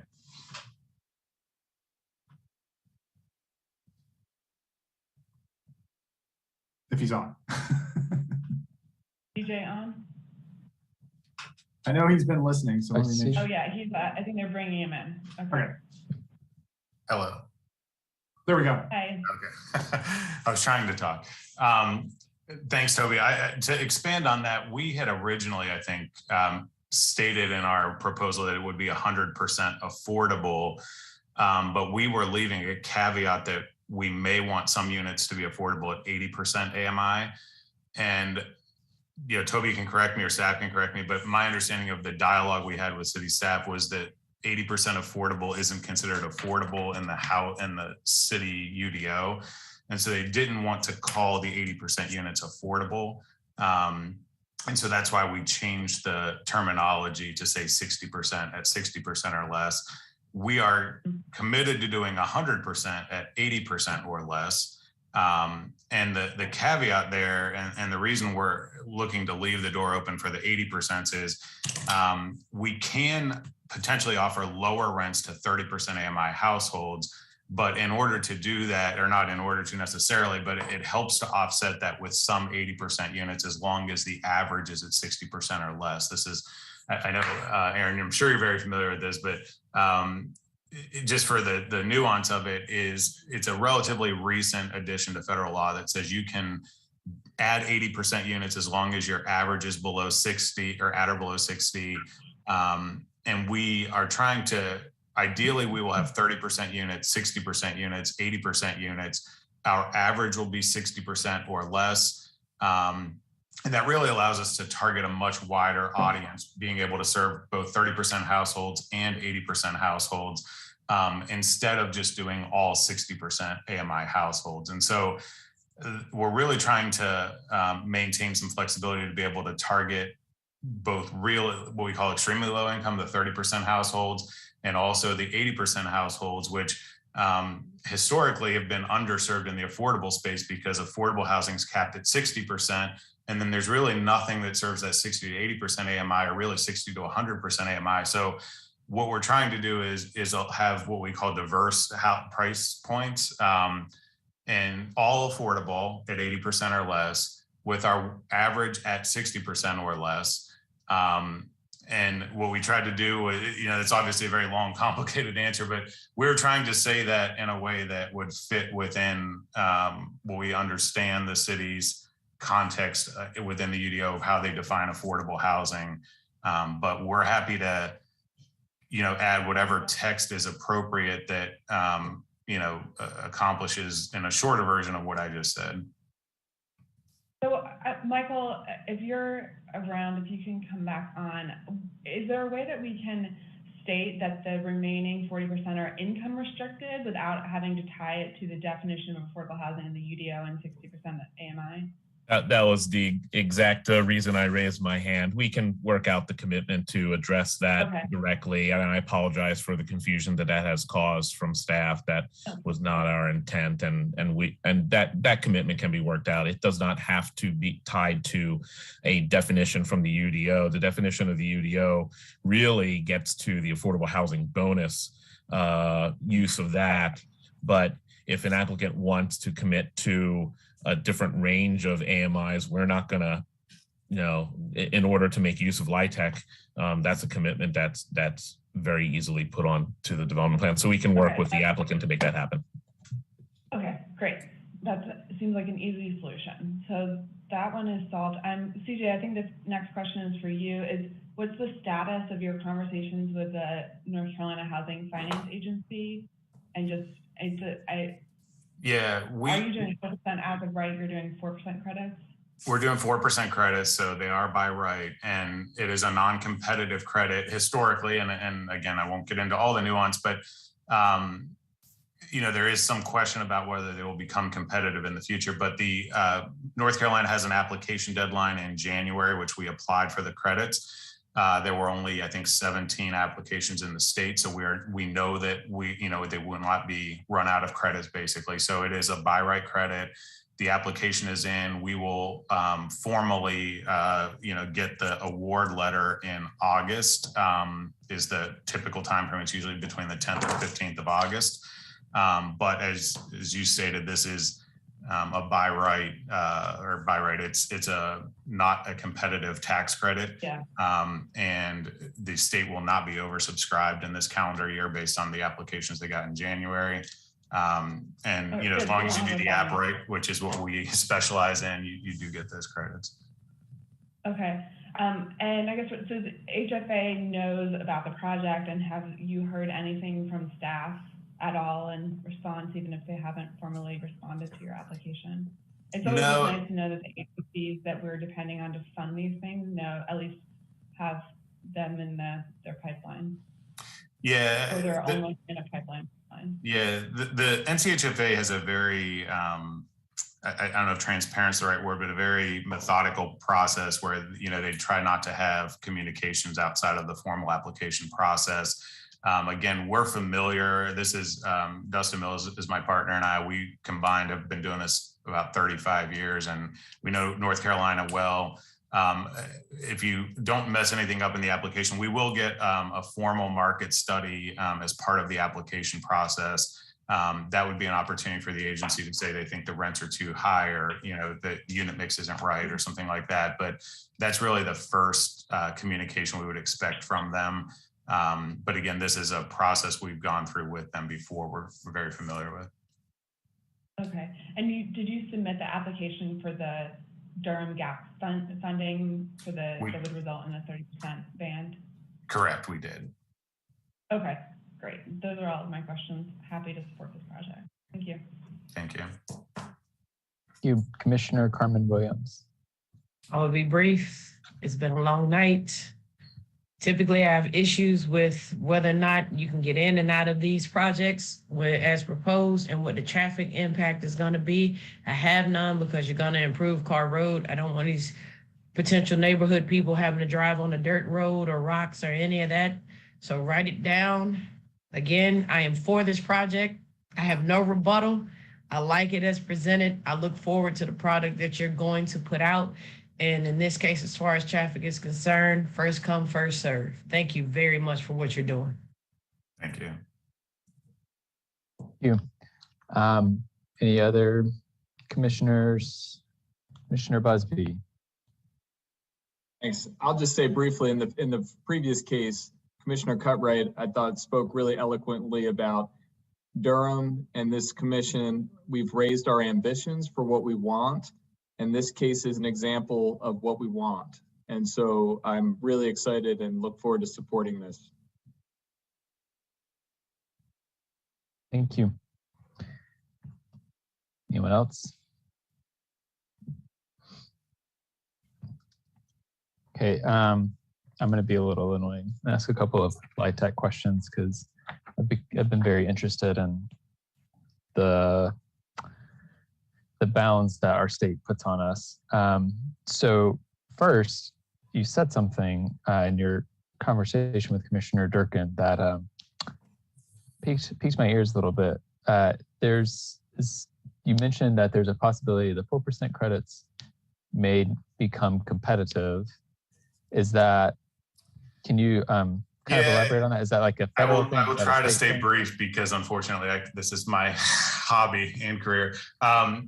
So each state, it's always been non-competitive only because there are fewer applications. Each state gets what they call a volume cap. And there's always been less applications than there has been volume cap. And so we always call the 4% credit non-competitive. And that's not by design, that's just by the fact that people haven't been applying for all of the cap that's available. About, was it a year or two years ago, there was a tax law change that made 4% deals basically get additional tax credit subsidy available to them. And suddenly deals that didn't pencil before as a 4% deal all of a sudden do. And so last year in January, NCHFA got something like 40 or 45 4% applications, which was almost double what they normally get. And so they kind of ran right up to their cap. They didn't have to turn anybody away, but they were kind of right at the cap. And so there is some question about whether states will start to run out of cap and have to make it competitive. There is also, I will, just bore you some more. There is a federal legislative fix potentially in the works that, we are, as an industry, we're lobbying hard for, that would basically double that cap that each state gets and effectively ensure that no state runs out of that volume cap. Again, I know Commissioner Durkin knows the space well. I don't know if you would agree with everything I said there, but I think that sums it up from our perspective. I'll just add 2 cents really quick. I do agree with that. New York has had volume cap issues, and so that's why I was concerned that North Carolina Housing Finance Agency just knew about it. It was in their pipeline. I didn't really think that we had the same volume cap issues that we're dealing with in New York, but it is the same. Like, projects just get bumped out of the pipeline because there's not enough volume cap. That's helpful. Okay, the other question I had, this is like somewhat a LIHTC question, somewhat just a capital stack question. I noticed in your portfolio, you have a couple of complexes that incorporate retail and commercial uses, and I assume that helps provide money elsewhere in the project. What limits you from doing that in this case? Yeah, so 2 things, or 3 maybe. Taft Mills Group is affiliated with Taft Family Ventures. Taft Family Ventures does all kinds of real estate development. They do student housing, luxury apartments, own commercial buildings, office buildings, warehouse buildings. I believe if you're looking at pictures of something that we have done that had a commercial component, that would have been on our market rate side. We, as Taft Mills Group, have never done an affordable deal with a commercial component. And it is fairly rare in our space to see that. And the reason really, the only reason I would say generally that it ever happens is because of a zoning requirement that requires it. And most of the time in my experience, again, my experience is 15 plus years, 40 plus projects. Most of the time they actually sit empty. They're net negatives to the project. We have to pay to buy the land and build them, and they generally sit empty or rent for very discounted rates unless they are in, the corner of Main and Main, unless you are, in a real already established commercial district. But it's very, very rare. In fact, I can't think of an example I can tell you of an affordable deal that had very successful commercial components built into it. Thank you, that's helpful. Those are all my questions. I would just say I've been very excited to see more LIHTC developments coming to Durham recently. maybe we see them as frequently as we typically do, and they just don't need rezonings. But it's been exciting to get to see some of these cases come through the Planning Commission and get to support them. And I said this to the Kelly development with Carver Assemblage. Like, I really welcome this, and I hope that y'all are pursuing other opportunities within Durham without running without running the state out of money. But definitely welcome seeing more of this, and I'm happy that we're moving this direction. Those are all the comments I have. I would accept a motion at this time unless anyone else has comments or questions. Mr. Chair, I'll make a motion. I'd like to propose that we use case number Z2100015, the Cedar Trace Apartments, to be forwarded, I guess with corrections made to the staff report, with corrections be forwarded to the City Council with a favorable recommendation. Second. Moved by Commissioner Morgan, seconded by Commissioner Carmen Williams. Sorry, this wasn't the correction to the staff report, but also the clarification on adding to the text commitment about they're all income restricted. Right, that Commissioner Durkin is exactly right. We will work with the applicant to modify that commitment to match what was just said, with the 100% at maximum 80% with an average of 60%. And then the staff report will be adjusted accordingly when it goes to City Council. I still second. I'll amend my Okay. Great. We got seconded before the first, so go ahead.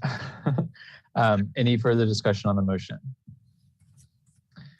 And I would take the roll call vote. Great. Amendolia. Yes. Busby. Yes. Cameron. Yes. Cutright. Yes. Durkin. Yes. Harrod.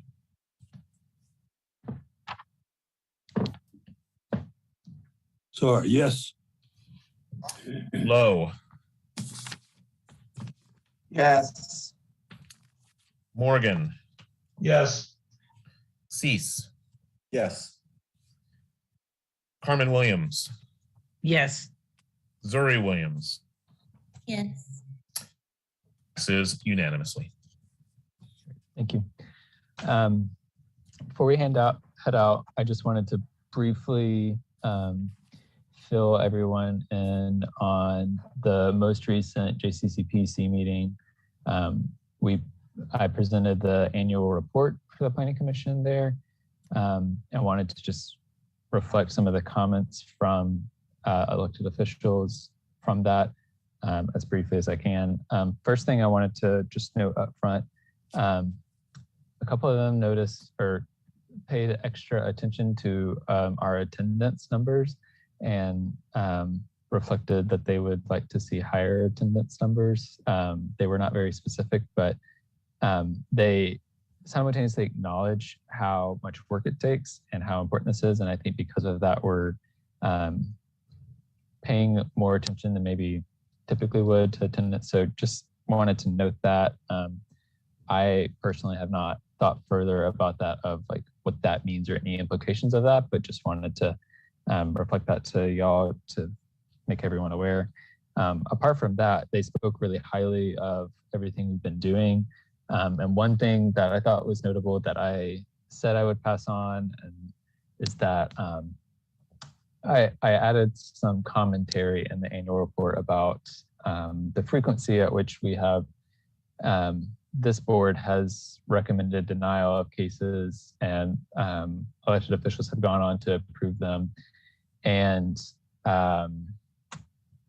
the kind of like perspective that was brought back to me was that we would be recommended to not just look at the outcome of the vote as a measure of our impact, but there are potentially other ways that we are providing impact in our work that does not come through in vote. I thought, that was a good perspective. It was helpful. And the elected officials did say very clearly that they take our comments, our written comments seriously. They take our voice seriously, and they recognize the work that we're doing and the advocacy role that we play.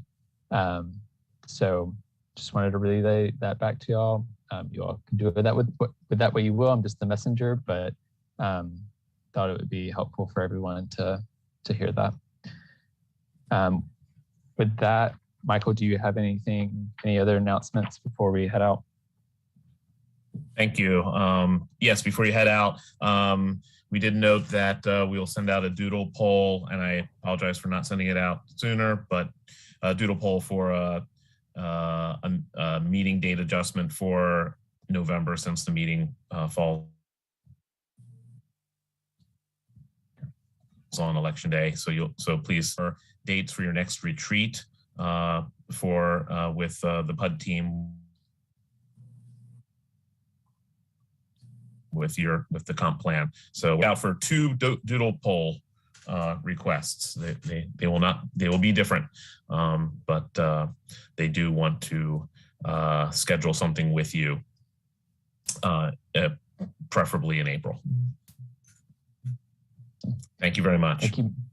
Thank you, Michael. Yep, and just friendly reminder to do your written comments. They're important and yeah, very useful. And I appreciate you all. You all are rock stars. This meeting is adjourned.